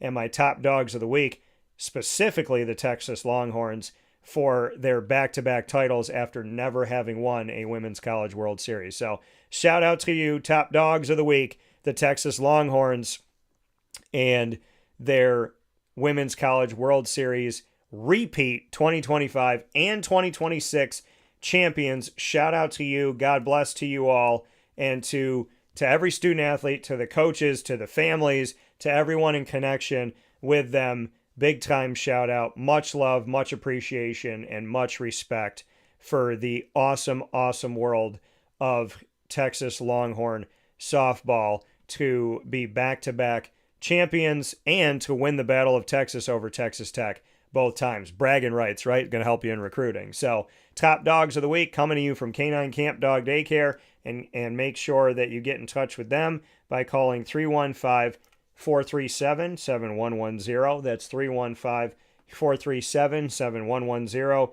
You can also go to them K-9 Kamp.com. That's K-9 Kamp.com. And of course, you could visit them on 228 Old Bridge Street in East Syracuse. You can see them from the highway. They're right off of Bridge Street, right down the road from Erie Boulevard. Very easy to get to, very centrally located for all of us here in central and upstate New York, and for our dogs to drop them off for the day, as well as to use the self-serve dog wash and to buy what we need for our dog inside of their store that is connected to the daycare. So once again, K-9 Kamp Dog Daycare, you know what to do. Get in touch with them today, 315-437-7110, K-9 Kamp.com for more information online, and visit them at 228 Old Bridge Street in East Syracuse. You can't miss it. From the highway as well as right off of Bridge Street, you'll see them right there waiting to welcome you. We'll take a step aside for a fast break inside the Great Lakes Honda City Studios, and then we'll take a trip around the sports world and what's going on before we end this week, the first week of June, on Wake Up Call with Dan Tortora. It is a blessing, an honor, and a privilege to be with you, and I thank God for it every day. May we just be getting started. By the grace of God. In Jesus' name we pray. Amen. Hi, this is Chris Rauda. And Colleen Rakowski from Gray's Craze of Clay. It's a fun, innovative, upscale catering solution. We've turned eating into a whole new experience. Each of our boards is packed with delicious mix of artisan cheeses. We use premium cured meats, fresh fruits, nuts, and all of the sweet touches that really bring out the best in every perfect bite. We offer something as small as a grab and go that feeds 1, maybe 2 people, to our large board that can serve anywhere up to 25, 28 people. So we have the ability to really meet and hopefully exceed all of our customers' expectations when it comes to the different varieties of things that we have. Charcuterie boards or boxes are healthy, fresh, delicious. They're made to order. We're baking the breads here daily. We're baking the cookies here daily. All of our dips are homemade, made in-house. All of our spreads are all made in-house. When you open that board or box that we have delivered or you have picked up, we want you to know that it was made with care and designed to completely elevate your event, celebration, or meeting. We've catered parties and events for up to 300 people. So if you're walking in to grab something for lunch or something for date night or movie night, that's great too. Our events go from you eating in the car on the way home to a catering event in a rehearsal dinner or cocktail hour or party. When we do, again, know what the event is, specifically for a wedding, we like to schedule tastings so the bride and groom can come in and see what we have to offer, and we can then, as we talk, to try to understand what they're looking for, what the venue's like. We do like to have that one-on-one interaction when it comes to catering bigger events. Our address is 4599 State Route 31, Suite 5 in Clay, New York. We're on the corner of Route 31 and Henry Clay at Clay Marketplace. You can order on the phone by calling area code 315-409-4171 or online at grayscraze.com/clay-ny. Come visit us at Gray's Craze of Clay, New York, where we want you to celebrate everything. Hey everybody, this is Rockney Roberts from Willow Rock Brewing Company. We are here in Cicero at the Willow Rock Pizza Pub. And I'm Kevin Williams, also from Willow Rock Brewing Company. Happy to be here and happy to be partnering with CNS and Dan Tortora. You want some place where you can feel comfortable and hopefully ingratiate yourself with the community. And Kevin, he grew up right down the road from here. I grew up in Brewerton, so not too far away. We know the area, we know the people, they're great, and we were just really excited to be able to come to the area. Yeah, and having the opportunity to meet some of these coaches, some of the people in general already, and seeing the CNS colors kind of around, and already partnering on a smaller level with individual teams really made this make sense to us to really formalize kind of a partnership with the school and get this rolling. You know, Willow Rock to me has always been about high quality beverages, high quality experiences, and now high quality food in our pizza pub. You know, that was something new for us when we came to Cicero. Right from the drop, we knew we were going to have a focus on the highest quality food to go with our high quality beer. At the Willow Rock Pizza Pub, you're getting high quality, hand cut, top notch ingredients. We're open for lunch. That's a really important thing for us, is to be able to get that person in here like, hey, you only got 30 minutes for lunch, but we're gonna have something for you that you can get quickly and available to everybody.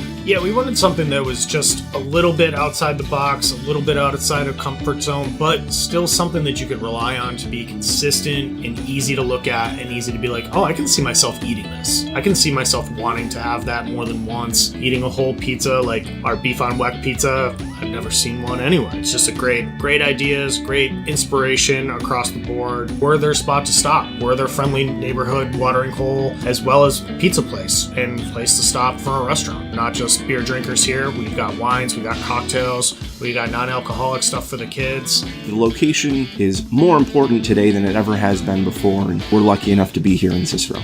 The Willow Rock Pizza Pub is a place where you can bring your family. You can come in, you can grab a soda, you can relax. You can come after a game, before a game, your parents, your grandparents. Our goal is to make sure that everyone's comfortable here. We want students, we want athletes, we want your coaches. It's going to be a good time. So come here, enjoy the high quality food, high quality beverage that we're going to offer to everybody. And hey, go North Stars. We're so happy to have the North Stars. We are very much a kid-friendly establishment. We have tons of space outside for everybody to be playing outside, as well as listening to live music, enjoying some pizza. The Willow Rock Pizza Pub is open 6 days a week here in Cicero.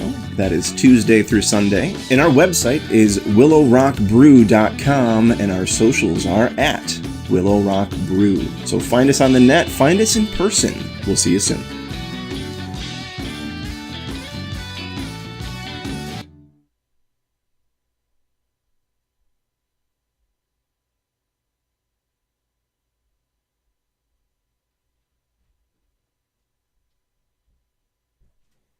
And a welcome back here to Wake Up Call with Dan Tortora inside the Great Lakes Honda City Studios. Great Lakes Honda City here for you on 7140 Henry Clay Boulevard in Liverpool, New York. They are open for sales and service at GreatLakesHondaCity.com. So make sure you head over there as well 24/7. So once again, you can go to Great Lakes Honda City on 7140 Henry Clay Boulevard in Liverpool, New York, Monday through Saturday for sales and service.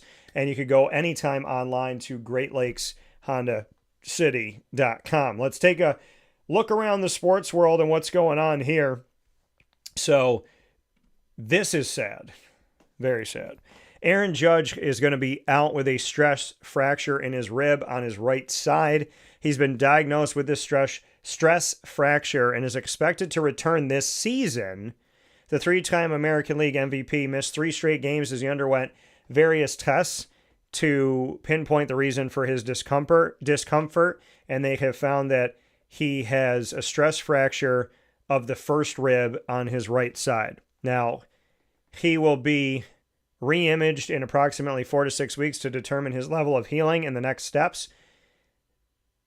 The outfielder underwent an MRI, a CT scan, and x-rays and was evaluated by multiple doctors, including Dr. Gregory Pearl, who specializes in thoracic outlet syndrome management in Dallas, Texas.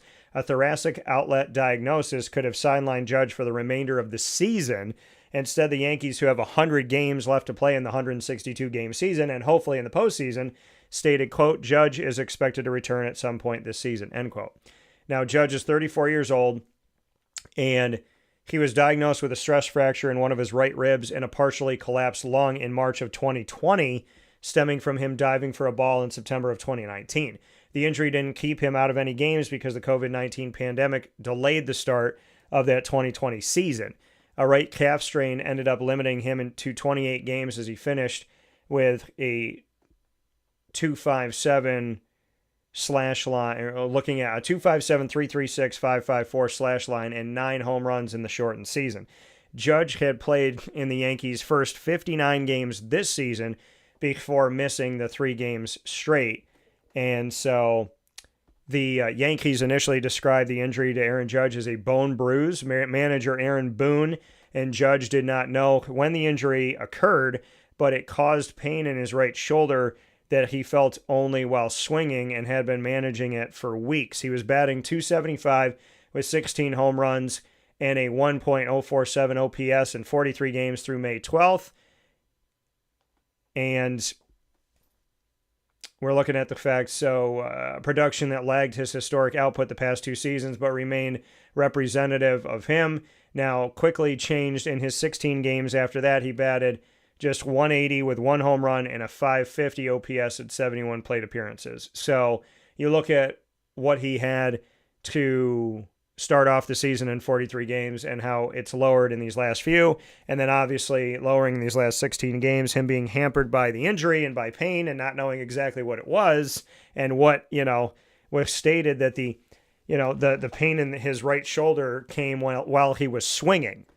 So you say, okay, why isn't he doing that well at the plate? Well, not only is he injured, but the injury bothers him when he's swinging the bat. So I would imagine that's going to affect your ability to have a strong offensive production. So Judge hopefully will be, this is terrible news and it's early on in the season. The benefit is that it's early on in the season, but it's one of those things where you don't think, Shohei Ohtani, Aaron Judge, the powerhouses, the Paul Skeens, Tariq Skubal, so on and so forth. When you Cal Raleigh, when you have powerhouse players in any sport, you just, even the people that don't follow the sport and don't watch the sport and don't know a lot about the sport know certain names. Like most people know the Yankees. Most people know Aaron Judge, even if they don't follow baseball, watch baseball, and they're not Yankee fans. So, when you hear about one of these names going out, it just kind of, to me, it takes, it's not just it affects the Yankees. To me, it affects all of baseball because, it's Aaron Judge, right? There's a short list of players that are these future Hall of Famers, and you just say to yourself, like, what are the Yankees going to do without this guy? So hopefully things will get better for the team, and hopefully they'll be able to move forward.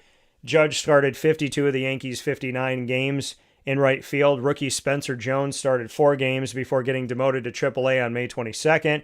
Cody Bellinger started 2 games, and then Randall Grichuk started 1 game before being designated for assignment on April 29th. Now, the Yankees are calling up the power hitting outfielder Spencer Jones, ahead of Friday's series, the series today, which is, of course, against their longtime rival, the Boston Red Sox. So Spencer Jones will replace Aaron Judge on the active roster, allegedly. And Jones, 25 years old, batted .167 with 12 strikeouts and a .426 OPS in 10 games for the Yankees. So those were more of the recent numbers, kind of paralleling those numbers of Aaron Judge, where he was struggling and obviously dealing with an injury. Jones's numbers look similar to that, and he got optioned back to Triple-A Scranton Wilkes-Barre on May 22nd after those 10 games for the Yankees. So you look at what Aaron Judge, his output most recently, and then you look at Spencer Jones' output when he was playing 10 games for the Yankees, and then they put him back to Triple-A Scranton Wilkes-Barre on May 22nd. The 6'7" slugger is the Yankees' number 5 prospect, and so Jones gets the nod over Jose Caballero, who replaced Judge in right field in the Yankees' first 2 games against the Guardians. Max Schumann got his first career start in right field in Thursday's series finale, and then Ahmed Rosario, who's another option, has logged 11 2/3 innings over 3 games in right field. Now, with Judge landing on the injured list last season, Giancarlo Stanton played 17 games in the outfield after not playing in the field since 2023, with Giancarlo Stanton being their designated hitter. Stanton will not be an option for now as he continues recovering from a strained right calf, and so now we're looking to these other options, and obviously Spencer Jones being optioned up. Jason Dominguez could soon return from a shoulder injury to give the team depth, but he's been limited to left field and designated hitter at the major league level the past 2 seasons. So we'll see what the Yankees do to shift things around and try and make this work throughout the process. Hopefully Aaron Judge, more than anything else, gets healthy and stays healthy, that he heals completely and for good. And no matter what, that he heals through God, and that he handles well whatever comes his way in and out of his control. That is the prayer in Jesus' name, most precious. Amen. For anybody that is going through anything, including Aaron Judge with his injury, and that you heal completely for good, no matter what, through God, and that you handle well whatever comes your way in and out of your control. And so I pray that prayer for Aaron, but I pray it for all of you that are watching and listening, all your loved ones, for everybody everywhere, including my loved ones and including myself. And just hoping that everybody will be okay and stay okay. So more than anything else, I want him to be well and stay well. That's important to me, right? Get well, stay well, and get back to 100%, or as close as you can possibly get, and have a long life ahead of you, a just incredible, wonderful life that's just being started. So that's the most important thing. Be healthy, be well, have a great life, have, quality of life more than anything else. And, of course, for him to be able to do what he loves and love what he does and get on the field for the Yankees and do it sooner than later, as long as he's healthy, so that this team can make a run with him. I mean, a guy like Aaron Judge comes off your team, and that is a massive blow. So that's the unfortunate part of this, is that when you have a superstar, you feel it. And I'm just hoping that the Yankees can navigate through this. The Blue Jays have done some good things. And, of course, the Rays have done some good things. And now without Aaron Judge, what is this going to look like for that American League East? We already have the Rays above the Yankees by a half a game. The Orioles have gotten better. They're 8 games out of first place in the American League East. And then you have the Blue Jays that are also 8 games out of first place, and the Red Sox that are 11. The Yankees are starting their series against the Red Sox. If the Yankees can't get it done without Judge, well, then that helps out the Red Sox, gets them closer to the Jays and the Orioles. If the Jays and the Orioles keep winning, that gets them closer to the Yankees. And if the Yankees continue to falter here, it expands the lead that the Tampa Bay Rays currently have. So this could do a lot to shake things up. The most positive thing about it is that it's happening early on in the season with 100 games to be played, in the hope that Aaron Judge will be available at some point this season at full go, or hopefully close to full go, and that the Yankees have done enough within the meantime that Aaron Judge and the Yankees will be playing for something meaningful in, as we head into the fall, because, you want the Yankees to not completely fall off the face of the earth if you're a Yankee fan amidst this time period with Judge out. But the Yankees have dealt with a lot of injuries. I mean, last year, they didn't have their ace Garrett Cole. This year, they're without Aaron Judge for Lord knows how long. So it's unfortunate, but there's things in life we can't control, and that's why we pray and we leave it to God, and we do the best we can with what's in our power, and then just pray and hope for the best from there. In the name of the Father, and of the Son, and of the Holy Spirit. Praying a lot here on the show today, but I'd rather pray than not pray, and whether you pray or you don't, I'm still going to send you prayers and well wishes and hopes, and want the best for you, because if you're not praying for you, I'm happy to. And if you are praying for you, I'm happy to double down. So God bless to you all, and God bless to Aaron Judge and everybody who's going through something, on a speedy recovery. In Jesus' most precious name, amen, we pray. So as we look at that, that's going to be something to pay attention to. The American League East, how close the Rays and the Yankees are, and will that separation become larger now with Aaron Judge out? Speaking of separation, the Arizona Diamondbacks have been out here doing some good things. They've been going up against the Dodgers, and the Diamondbacks are in second place in the National League West.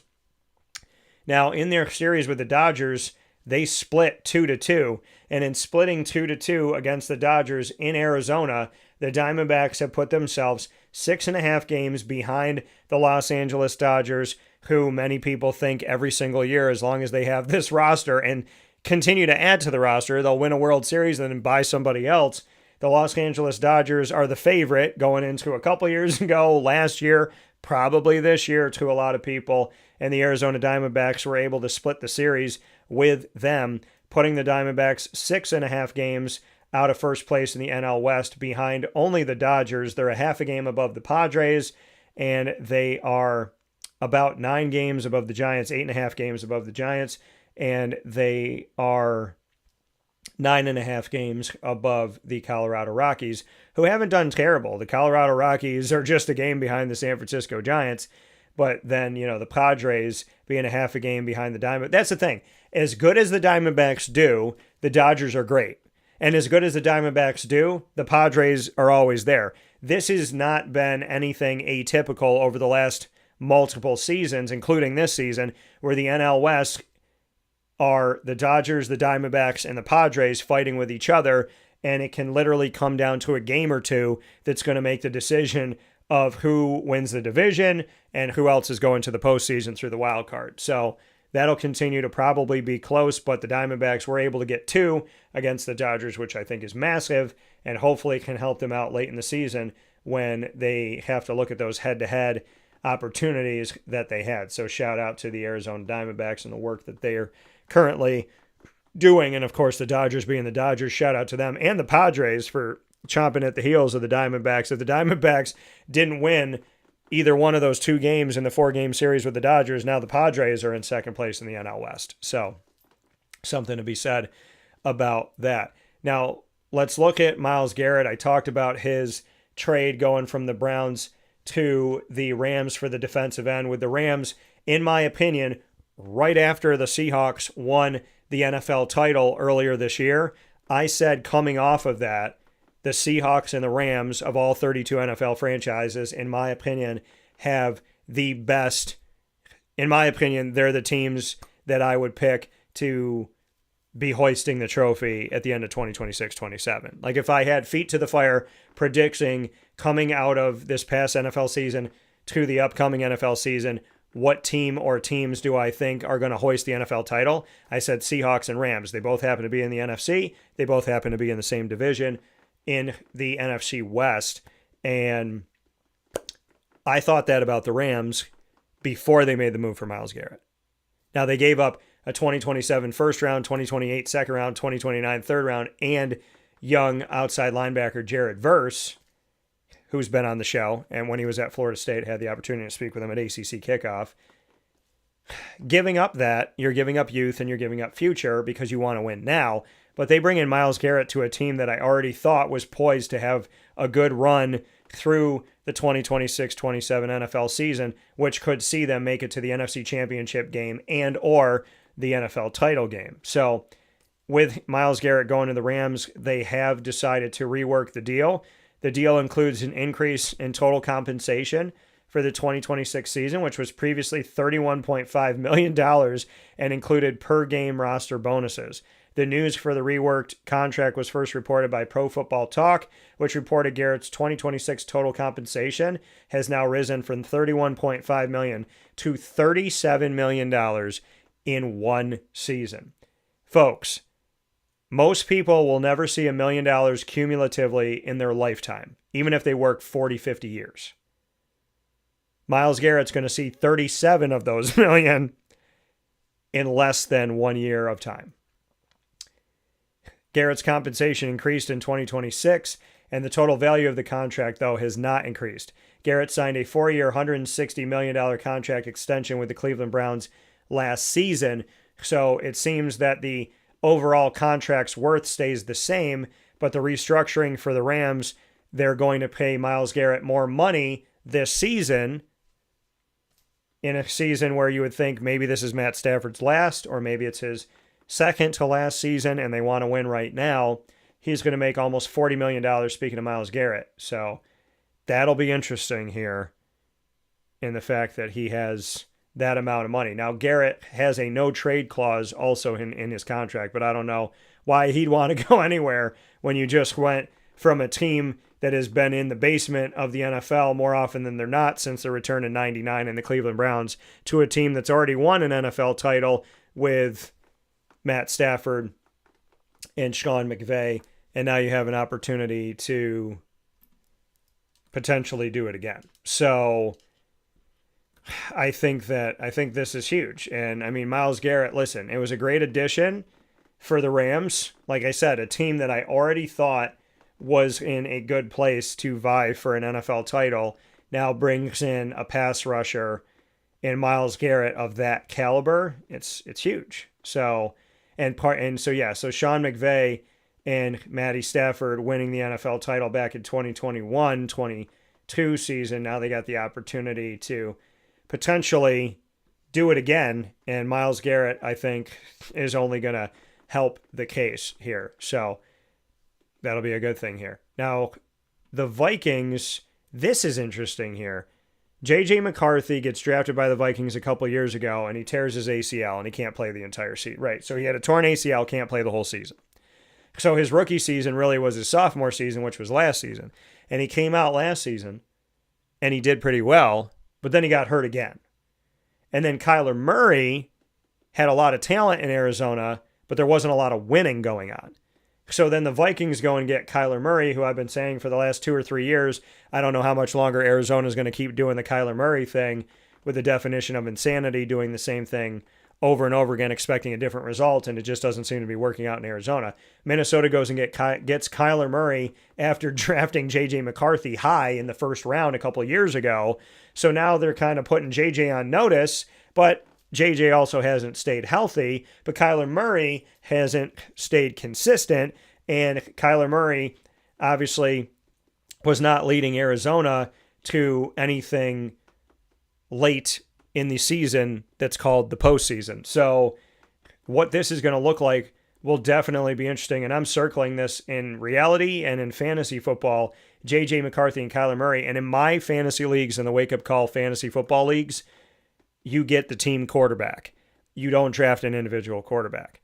I played in a league when I was a kid that had team quarterback. I loved it, and I adopted it when I started being the commissioner of my own fantasy football leagues way back, over a decade ago, maybe 2 decades ago, and we've just kept the team quarterback. So I would actually behoove somebody that if this team stays healthy to draft the Vikings team quarterback in the Wake Up Call fantasy football leagues, because you're getting JJ and Kyler on the same team. So taking a look at this, we know that there's going to be a quarterback competition, and the head coach of the Vikings, Kevin O'Connell, said his quarterbacks have been, quote, very professional, end quote, with their interactions with each other.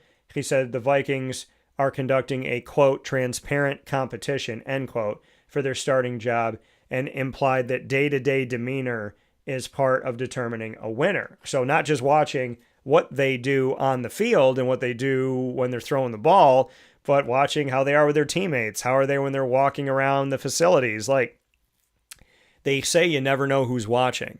And the fact that the head coach of the Vikings is like, hey, we're watching your day-to-day demeanor. We're watching who you are, the person you're choosing to be in life. And so that could be when you're eating, that could be when you're changing, that could be when you're, talking on the phone and we overhear you. It could be anything. So, like I always tell people, you got no reason to be paranoid if you're not doing anything wrong. So O'Connell said, quote, I want players who are smart, tough guys that love football. Guys who I don't even want to say are great teammates that need to attempt to be a great teammate. So guys who I don't even want to say are great teammates that need to attempt to be a great teammate. You need to repeat that time and time again because that process never stops. But it also doesn't mean that everybody has to be smiling every day. When they speak to reporters, I want them to be open. I want them to be honest because I think it's all part of having a transparent quarterback competition that allows these guys to truly demonstrate that they can consistently be the same guy every day and stack really good days. And when they do that, the team grows. And that's what I ultimately care about. That position being an igniter of our team getting to what our ceiling may be for this year, end quote. And you're really hoping that you break through the proverbial ceiling. So from O'Connell's perspective, he said, quote, what actually matters is what I care about. Did we take the right footwork on a play? Did we have our eyes in the right spot? Did we make a protection call against one of defensive coordinator Brian Flores' blitz looks? Did we do our jobs to manufacture the starting point and potential path to success for the offense? And there's enough that goes into that I don't have a ton of space left over for who says what and how they say it. I mean, it's all a reflection how people handle competitive situations, and we're all going to handle them differently. What I care about is when they step between the white lines, that there's growth and development and that it really is a competition, end quote. So something Kevin O'Connell said there, he didn't talk about necessarily making the throw. He talked about the footwork, were your eyes in the right spot? Did you make a protection call? So did you pick up on something? Did you do your job to manufacture the starting point and potential path to success for the offense? So did you do your job to lead that receiver? Like when I hear starting point and potential path, I think when you're looking down the field, did you do a good job of leading your receiver to the right place? And so whether or not you get the ball there and whether or not they catch the ball, are you making the right reads, making the right looks? Are you making good decisions for our offense to get down the field? So he's not talking about completion percentage, and he's not talking about arm strength. He's saying, are you doing the mechanics, the necessary things?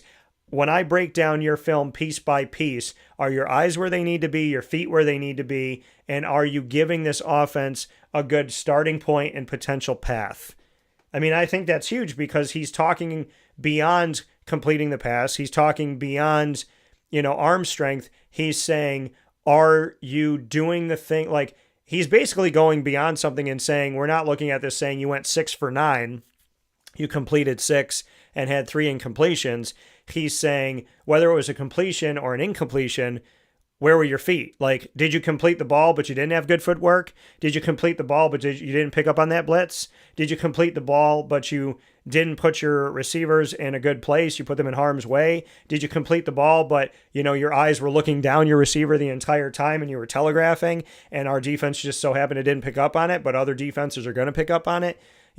I think that is truly the determinant of a good coach and potentially a great coach. Is not a coach that's saying, let's see how many times you were successful. He's saying, let's go beyond whether or not you completed the pass and let's see what you were doing. Because what if you did a good job, but you had bad mechanics? Or what if you did a good job, but you didn't pick up on things? What if you're relying on your arm strength, but you're not reading the defense well?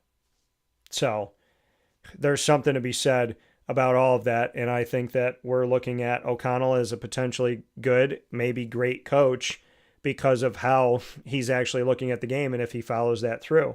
Now, I do want to make mention, speaking of quarterbacks, 10-time Pro Bowl quarterback Russell Wilson has confirmed this week that he is retiring from the NFL. He will take a job with CBS Sports. So He said, quote, "As I enter this next chapter with CBS Sports and the NFL today, I'm so blessed to continue doing what I love most, being around the greatest game in the world," end quote. He said that in a video on Instagram. Russell Wilson obviously ends his career as very few quarterbacks do, and that is winning an NFL title. So very few quarterbacks, including some of the greatest ever like Dan Marino, some fantastic quarterbacks never won an NFL title. Russell Wilson, in his 14 seasons, can say that he hoisted the trophy that so few get to hoist. And so he was drafted in the third round by the Seattle Seahawks in 2012 out of Wisconsin. And he spent his first 10 seasons with Seattle and led them to their first ever NFL title in the 2013 season. And now, we look a little bit over a decade later and they've done it again. He was traded to Denver after the 2021 season, and he was with the Broncos before playing one season in Pittsburgh and then another season last season for the New York Giants. Russell Wilson ends his career with 46,966 passing yards, 353 touchdown passes, and 114 interceptions. He joins Peyton Manning and Dan Marino as the only quarterbacks to throw at least 20 touchdown passes in each of their first 3 seasons, and is one of 7 quarterbacks to be selected to 10 Pro Bowls in NFL history. Wilson is also the only player in NFL history with at least 30 touchdown passes and fewer than 15 interceptions in 4 straight seasons. And he also had 3 seasons with at least 30 touchdown passes and 500 yards rushing, which is the most in NFL history. So Russell Wilson is not only leaving the NFL as a player, having been a champion, but he's one of 7 quarterbacks all time to be selected to 10 Pro Bowls, and one of 3 quarterbacks to throw for at least 20 touchdown passes in each of their first 3 seasons, joining Dan Marino, Hall of Famer, Peyton Manning, Hall of Famer.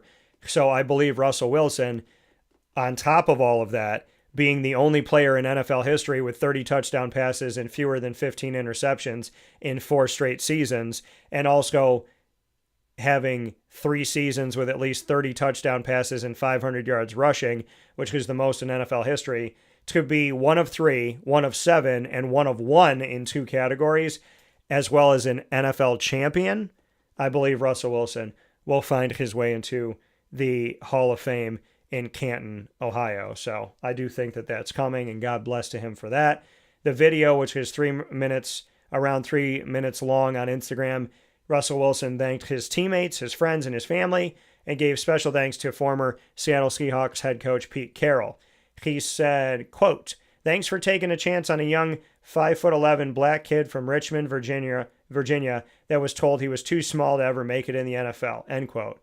And Russell Wilson, speaking of being a one of 1, here's a third thing. He is a one of 1 in being the shortest starting quarterback in NFL history to win an NFL title. So, just crazy. Amazing. Now, Russell Wilson will replace the vacancy by another quarterback that was in the NFL while he was playing, and that is Matt Ryan, who joined the Atlanta Falcons recently as president of football after 2 seasons on NFL Today. Wilson considered returning allegedly for a 15th season, and he told the New York Post last month that he was mulling an offer to join the New York Jets and backup quarterback Geno Smith. And right now the Jets currently don't have a starting quarterback, in my opinion, that's going to start the entire season. I do think Geno's been better than I thought he was going to be in the NFL, and I give him credit for that. And I give him props. When I saw how Geno Smith for West Virginia, here's the thing. In the Big 12, right, the long-time joke was they don't play defense in the Big 12. So, Geno Smith wasn't really challenged by strong defenses because you're just outscoring people in the Big 12. And so West Virginia with Geno Smith had success, but then West Virginia ran into longtime rival Syracuse in the Pinstripe Bowl years ago, and Syracuse completely embarrassed Geno Smith in West Virginia, running all over them and taking care of business in a snow-filled, very cold day that I was on site on location for at Yankee Stadium, where the Pinstripe Bowl is played in the Bronx. And so I saw Geno there and I said, I think he's more of an NFL wide receiver than a quarterback. And I don't think that Geno disproved me in the first few seasons as far as not, in my opinion, being a starting quarterback in the NFL. And then he went to Seattle and he was phenomenal. And he's since dipped a little bit since then. But I very happily say that Geno Smith proved me wrong. And I'm grateful that he did, because that means that he's doing great. Listen, I never wish bad on anybody. I will give my opinion on what quarterbacks I think are going to, be a good NFL quarterback and maybe not being a good NFL quarterback. I didn't think Geno Smith was going to translate into the NFL and be, a starting quarterback long term, but I did think Lamar Jackson. And when I believe it, when I said I believe that Lamar Jackson would be a good NFL quarterback, a starting NFL quarterback, I felt like I did that with crickets and probably people that thought I was nuts or did not agree with me. Yet I still took the opinion. So I was right about Lamar Jackson, and then I think I was wrong about Geno Smith because he got better like fine wine. And like I said, I'm happy to be wrong because it's never personal. It's never, there's a way to be in the media that I think a lot of media do not know how to do, or they know how to do it, they just don't do it because they can't claim ignorance. I think a lot of these people are smart enough to do the right thing, they just don't do it because they're obsessed with clicks and money and people staring at them that they'll lie, cheat, and steal to get to where they want to get to, which is not how I do business, and it will never be, because I want to get to heaven. Some people are just looking at earth going, I'm going to do everything I can, lie, cheat, and steal, cut corners, because I just want to make it on earth. I want to make it in heaven. And sometimes you might make it on earth and not make it to heaven. And I'm not saying that the people in the media that are not me are not going to make it to heaven. I'm just saying there are certain practices that I do not practice because I believe in a much larger of a goal that I have for myself than simply just making it here. And if you don't think there's a heaven, maybe you're doing a lot of not great things, but I know that there's a heaven and I want to get there. So I'm not going to do things a certain way. And so, constructive criticism, right?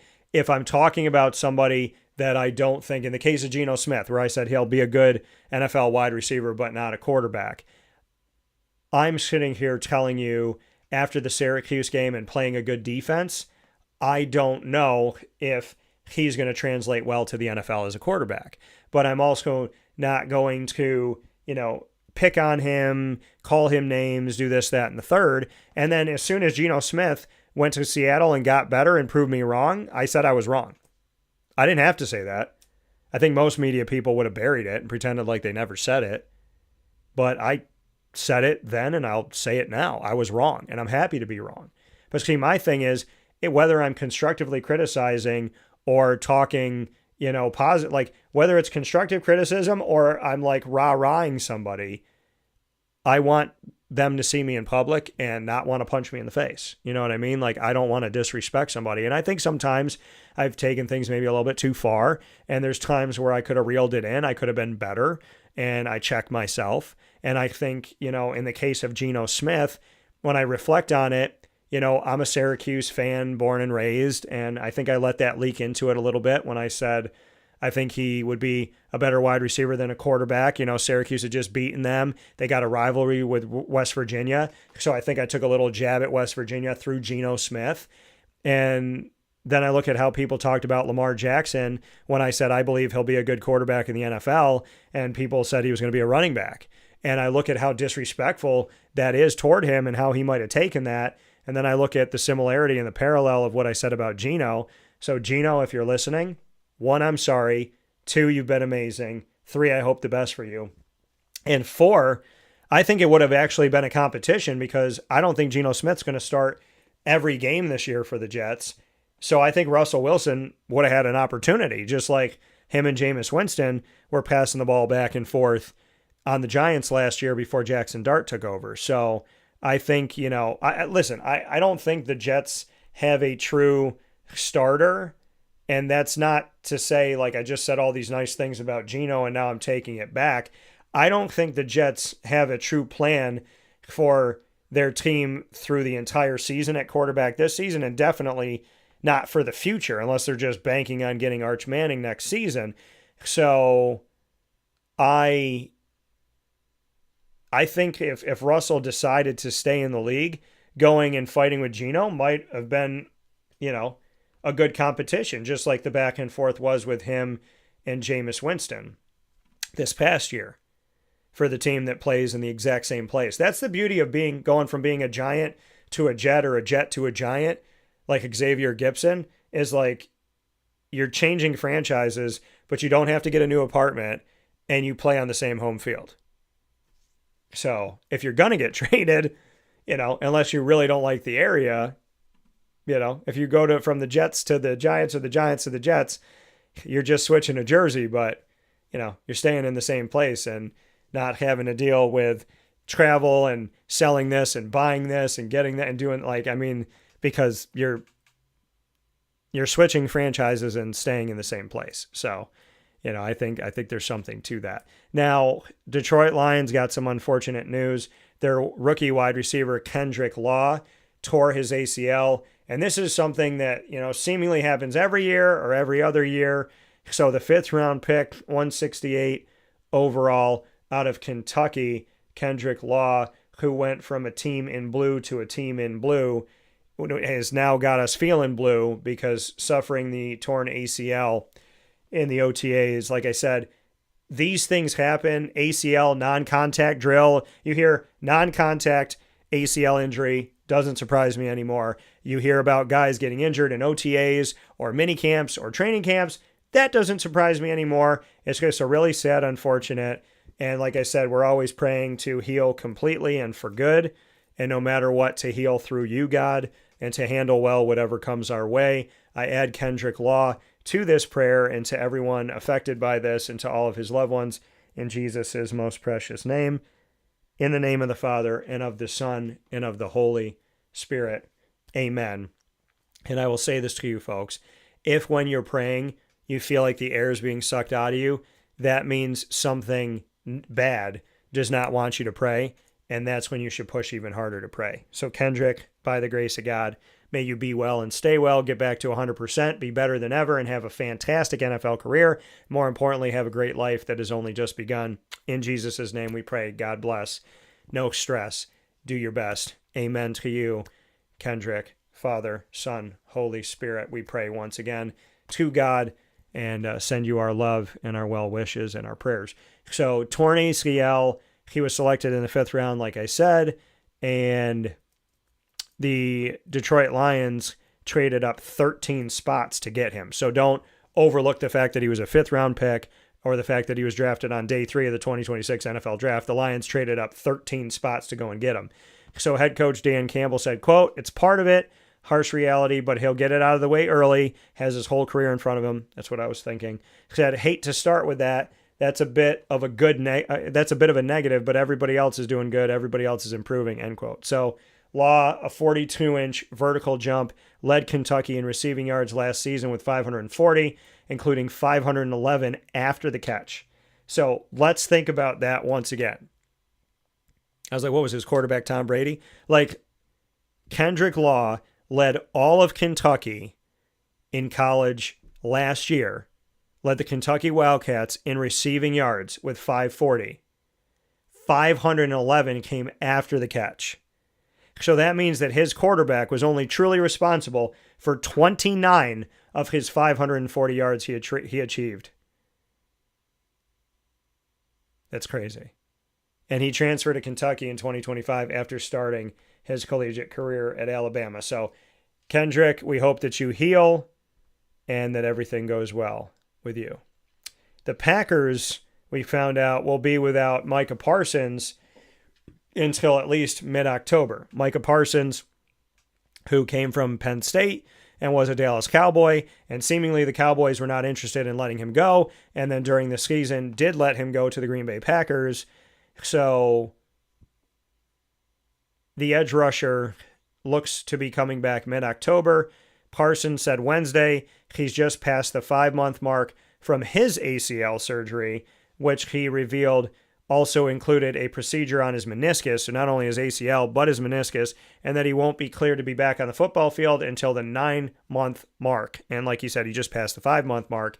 So you look at that, and then you add June, July, August, September, which means sometime in October. So that would put his earliest possible return late September.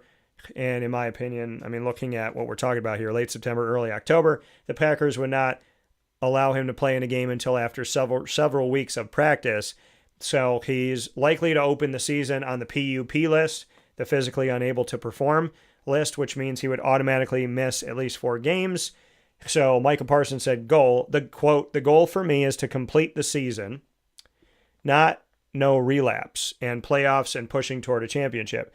The goal isn't for me to go out there and re-hurt myself trying to force myself to get back the first few games, which I respect and appreciate because that has happened. Julio Jones. So he said the goal has always been to be available for the playoffs, and I think we're all on the same page, end quote. Now, he sustained a left knee injury December 14th, the day before G-Mama's birthday, against the Denver Broncos. Said he had surgery December 29th. Shortly after the season, he said he hoped he could return within the first month of the 2026 season, which will open September 13th on the road at the Minnesota Vikings, who we just talked about a little bit ago, and their quarterbacks, who Micah Parsons would be chasing after. Now, Parsons said, quote, "We have a pretty good, strong 9-month rule. Through the research and the data, there's no outcome with players coming back early. There's no good outcomes with players coming back early from an ACL, especially if you had other things that had to get fixed up." And obviously, in his case, his meniscus. Quote, "It's just all about completing the rehab to the best of our ability and then seeing where we're at from there," end quote. So hopefully things will go well. Hopefully he'll get better. He'll get healthy. And we'll see where we go from here. The Packers gave up Kenny Clark and 2 first-round picks to get Micah Parsons from the Cowboys last August, and they were 9-3-1 before Parsons got injured. So hopefully things will get better for him. So, quote, he went on to say, "These windows are very small and they come every 4 or 5 years in this league. Obviously, you can't keep everybody. So we just have to thank God that we have another opportunity this year. When one door closes, another one's open.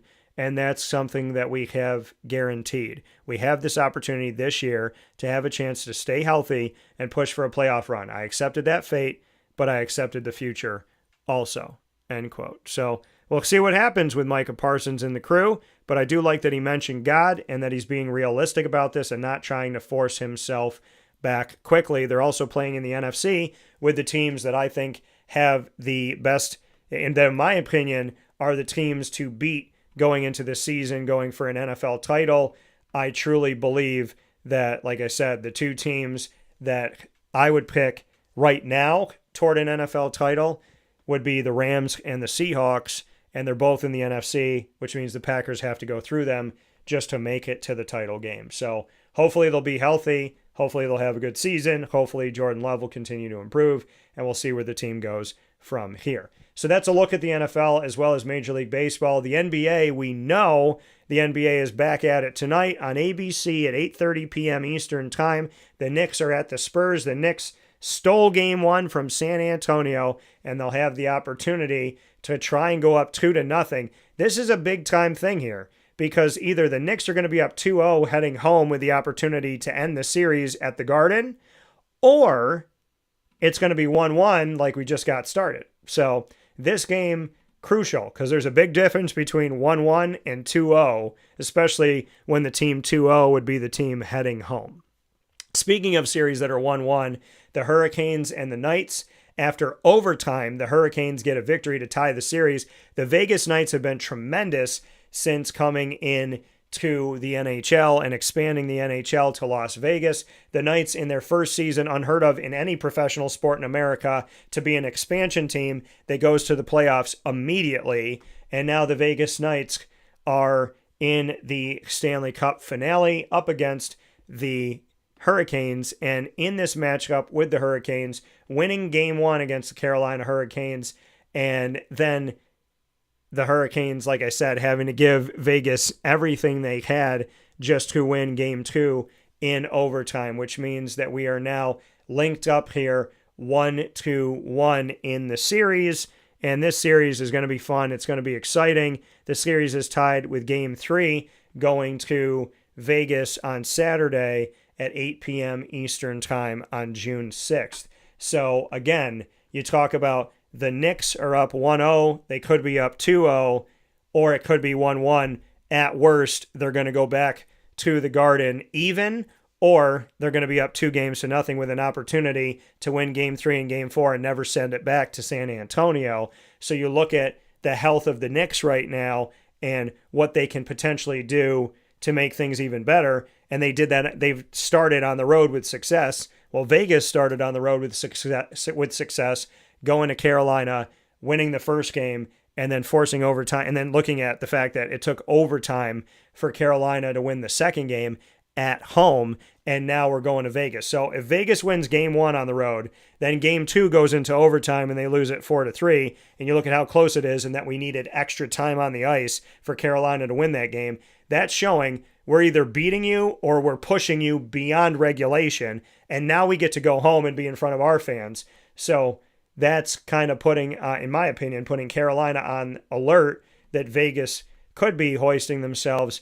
a trophy this year, with people focusing on the Hurricanes maybe more than the Knights, and the Knights telling you, don't you overlook us or do it at your own peril.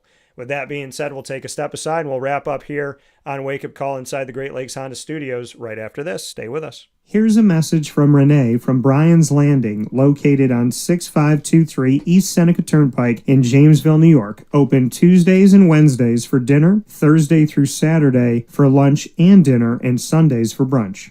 It's a lot like the way that my mom and dad ran their restaurant. We have put in place a lot of people that are family to us, very similar to how my dad hired people that were family to him. And then the tradition I'm carrying on is a lot of the items that are on our menu are my dad's. And he taught our chefs how to recreate his dishes. So I think that Tommy McInerney, who our executive chef is, to him it is an art. And I think that when he does create a dish, it's not just about making the food taste delicious, what is definitely our priority, but it's an art to him, and it's almost like his canvas on a plate where he just wants the colors to look great, and people love it because he takes pride in that. And Bryan and I appreciate that. We want it to obviously look good and taste good.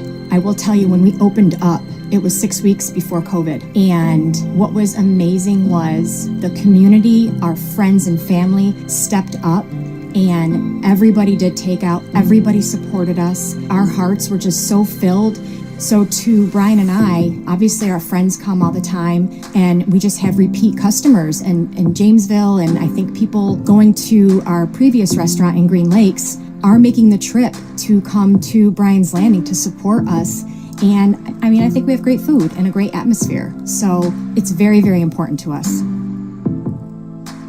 Head to Bryan's Landing, located on 6523 East Seneca Turnpike in Jamesville, New York, where memories have become recipes that are now meals to share with you. Tuesdays and Wednesdays for dinner, Thursday through Saturday for lunch and dinner, and on Sundays for brunch. And be sure to come out for live music Friday, Saturday, and Sunday.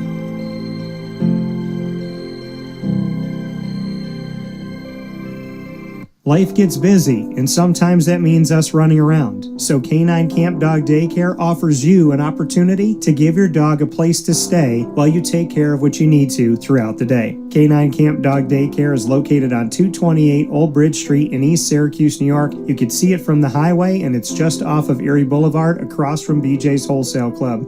Call 315-437-7110. That's 315-437-7110 to schedule an appointment to bring your dog in and tour the facility. Appointments are Monday through Thursday after 6:30, where you and your dog can see everything that K-9 Kamp Dog Daycare has to offer, including a self-serve dog wash and a retail store filled with all of your dog's wants and needs, including food, treats, harnesses, leashes, and more, making K-9 Kamp Dog Daycare your one-stop shop for your furry-loving friend. Right, Lily?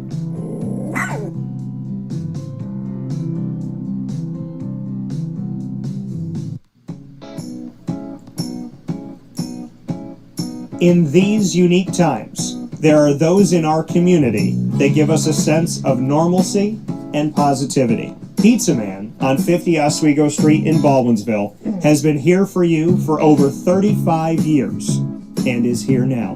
Call 315-638-1234 or order online at pizzamanbville.com to bring those familiar tastes into your home. And remember to come see our monthly on-site broadcasts centered around the community and our Baldwinsville Bees. Pizza Man in Baldwinsville. Any way you slice it, they are always here for you.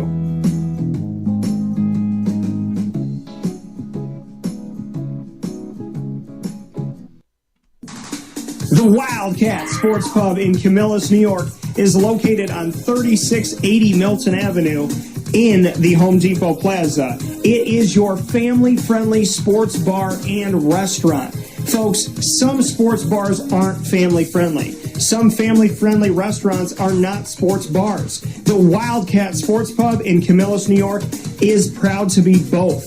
It is that marriage that you've been looking for years. The Wildcat Sports Pub is your home base for your sports bar and restaurant needs, games for the kids, indoor and outdoor activities, and enough things on the menu to come back every single week and get to try something new. They're open Sundays from noon to 8 p.m., Monday through Wednesday, 11 a.m. to 11 p.m., and Thursday through Saturday from 11 a.m. to midnight. For reservations and party information, call 315-487-2222 for the Wildcat family-friendly sports pub and restaurant.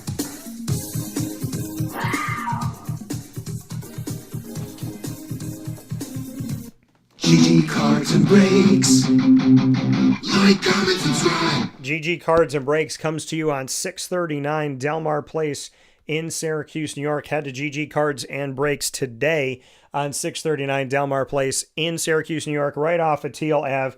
They are open Tuesday through Saturday from 10 to 6, and on Sundays from 10 to 5, they have soccer, hockey, basketball, baseball, football, getting you closer to the teams you love and the players you love.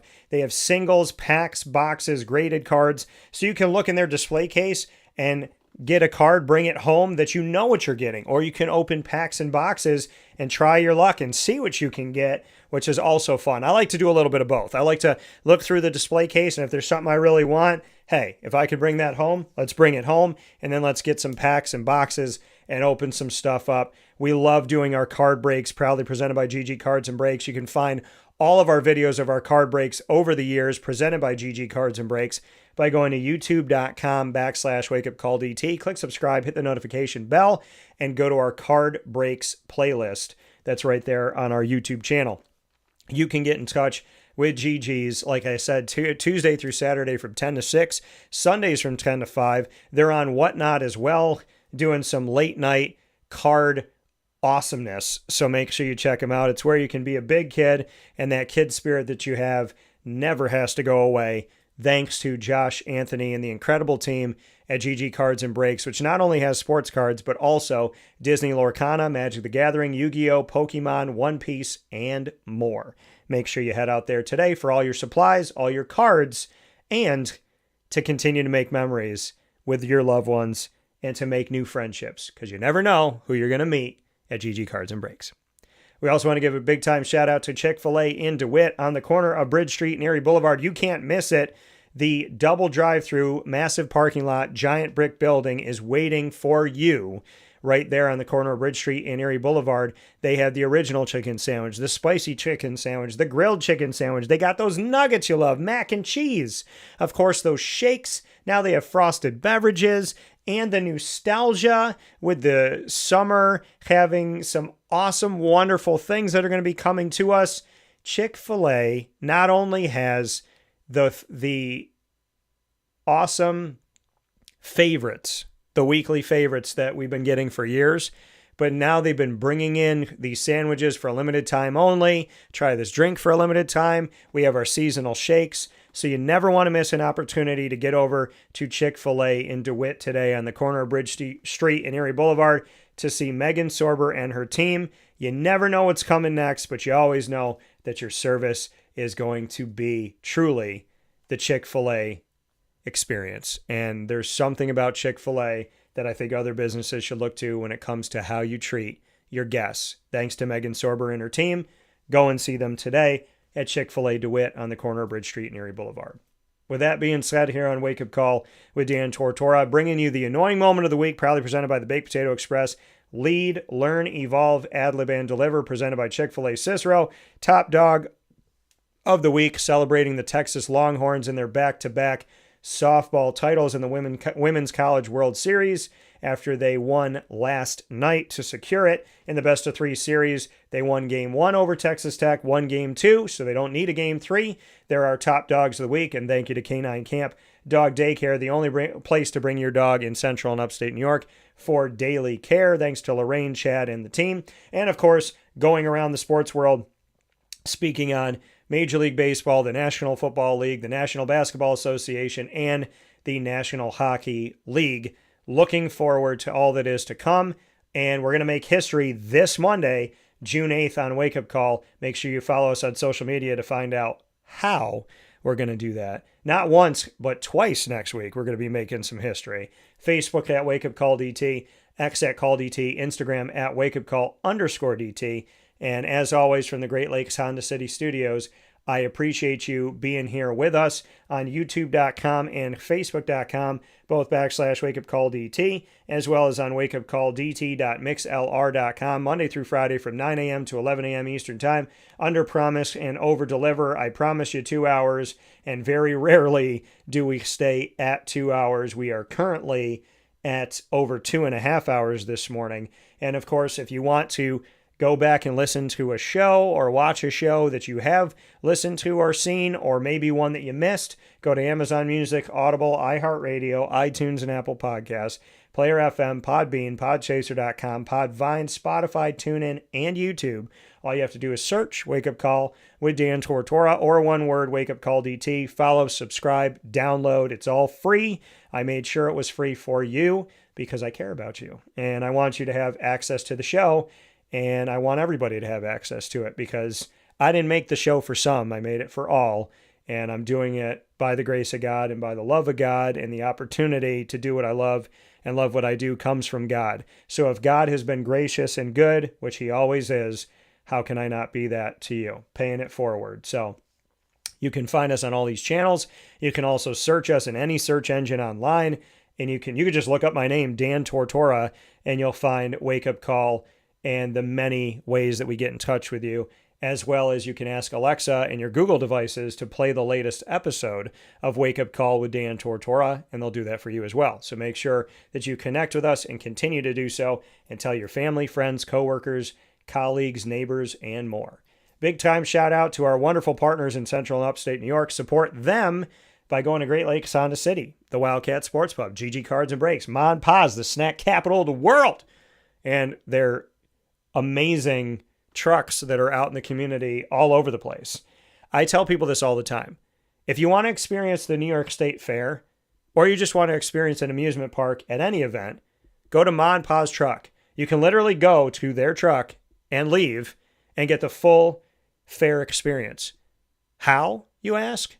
Caramel corn, popcorn, kettle corn, deep fried Oreos, funnel cakes, cotton candy, lemonade. It's all there.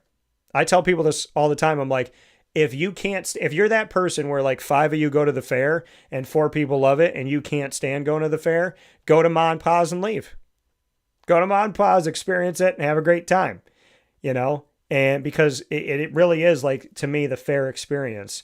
And I would also suggest, while you're at the fair, to go to the Baked Potato Express and get my Wake Up Call breakfast potato, bacon, egg, and cheese, and a hint of maple syrup on top of their incredibly seasoned potatoes. And shout out to Dan O's Seasoning. Myers Creek, go to their 2 locations, 33 Rippleton Road in Cazenovia, and in the Syracuse Inner Harbor on 720 Van Rensselaer Street. Pizza Man, Chick-fil-A Cicero, Skippy's Ice Cream. If you want Skippy's to bring their cart or truck to your event, email them right now. Because we got grad parties, we have weddings, all types of celebration of life.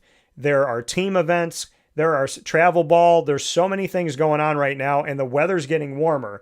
So as the events are heightening for the next few months, and the weather is heightening its temperature, Skippy's needs to hear from you. You can email them about your event at skipthecake@gmail.com. That is skipthecake@gmail.com. Skipthecake@gmail.com. Make sure you get in touch with Skippy's today. K-9 Kamp Dog Daycare, Bryan's Landing, Gray's Craze of Clay, New York. Father's Day just got tastier, prettier, more adventurous, and more colorful. Gray's Craze is perfect for every event. There is no event too small or too large. They want you to celebrate everything at 4599 New York Route 31, Suite 5 in Cicero, New York, in Clay, New York. Head out to Gray's Craze of Clay, New York today and make sure they're on your list for Father's Day. And you want to call them now. You can say, Dan, Father's Day is a couple of weeks away. It doesn't matter because they're going to get busy. They're going to cap out. You don't want to miss out on this, okay? Because they put attention to detail to every board and box that they make. Colleen and Christine and the entire team at Gray's Craze of Clay, New York, they put the work in. They do a tremendous job. I have experienced it many, many times, and I have nothing but good things to say about Gray's Craze of Clay, New York. I'm happy that they're here, and I'm happy that they give us such amazing assortments of food to really get to it. Because I'm the type of person where I'm an appetizer person. Like, I don't necessarily want to order one thing. When I go to the restaurant, I want to order multiple things and I want to try things. And because of their charcuterie boards and boxes, you get to do exactly that. You don't have to order one thing. You get to try things. So be it Father's Day, be it a personal box for you on the way home, or whatever you got going on, Gray's Craze at Clay, New York wants to hear from you, and you can go visit them at 4599 State Route 31, Suite 5 in Clay, New York today. Big time shout out to K-9 Kamp Dog Boarding, Avicoli's, Chick-fil-A in DeWitt, Mother's Cupboard, Game Point Sports Complex, Willow Rock Brewing Company, and the Willow Rock Pizza Pub. And of course, we are the exclusive multimedia marketing partner of your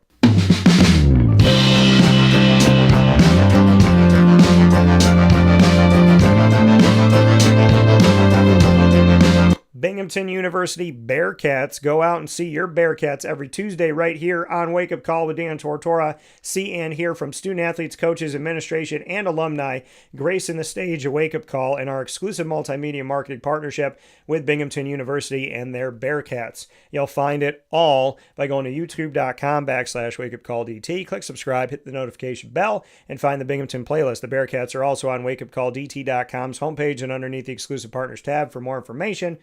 Go to binghamtonbearcats.com and go Bearcats. I want to thank the Baked Potato Express for the annoying moment of the week. I want to thank Chick-fil-A Cicero for lead, learn, evolve, ad-lib, and deliver. You got a trio of annoying moments of the week. You got 3 potatoes. And then for lead, you had the topic, what you talk about, what you focus on, how often do you talk about it, positive or negative. And of course, in our top dog of the week, proudly presented by K-9 Kamp Dog Daycare, we honored the Texas Longhorns softball team for winning back-to-back Women's College World Series after wrapping up the 2026 campaign for all of Division I college softball last night with their second win in as many games against Texas Tech in the battle for Texas, the battle for the title nationally. Texas had never won a Women's College World Series, and now they got 2 in a row. Shout out to the Longhorns, and God bless to you all. I hope you all have a wonderful day. God bless. No stress. Do your best. Please take care of yourselves. Be kind to others. Be kind to yourself. And know that God loves you. And whether you believe in him or not, he believes in you. And I hope one day you return the favor. We'll talk soon.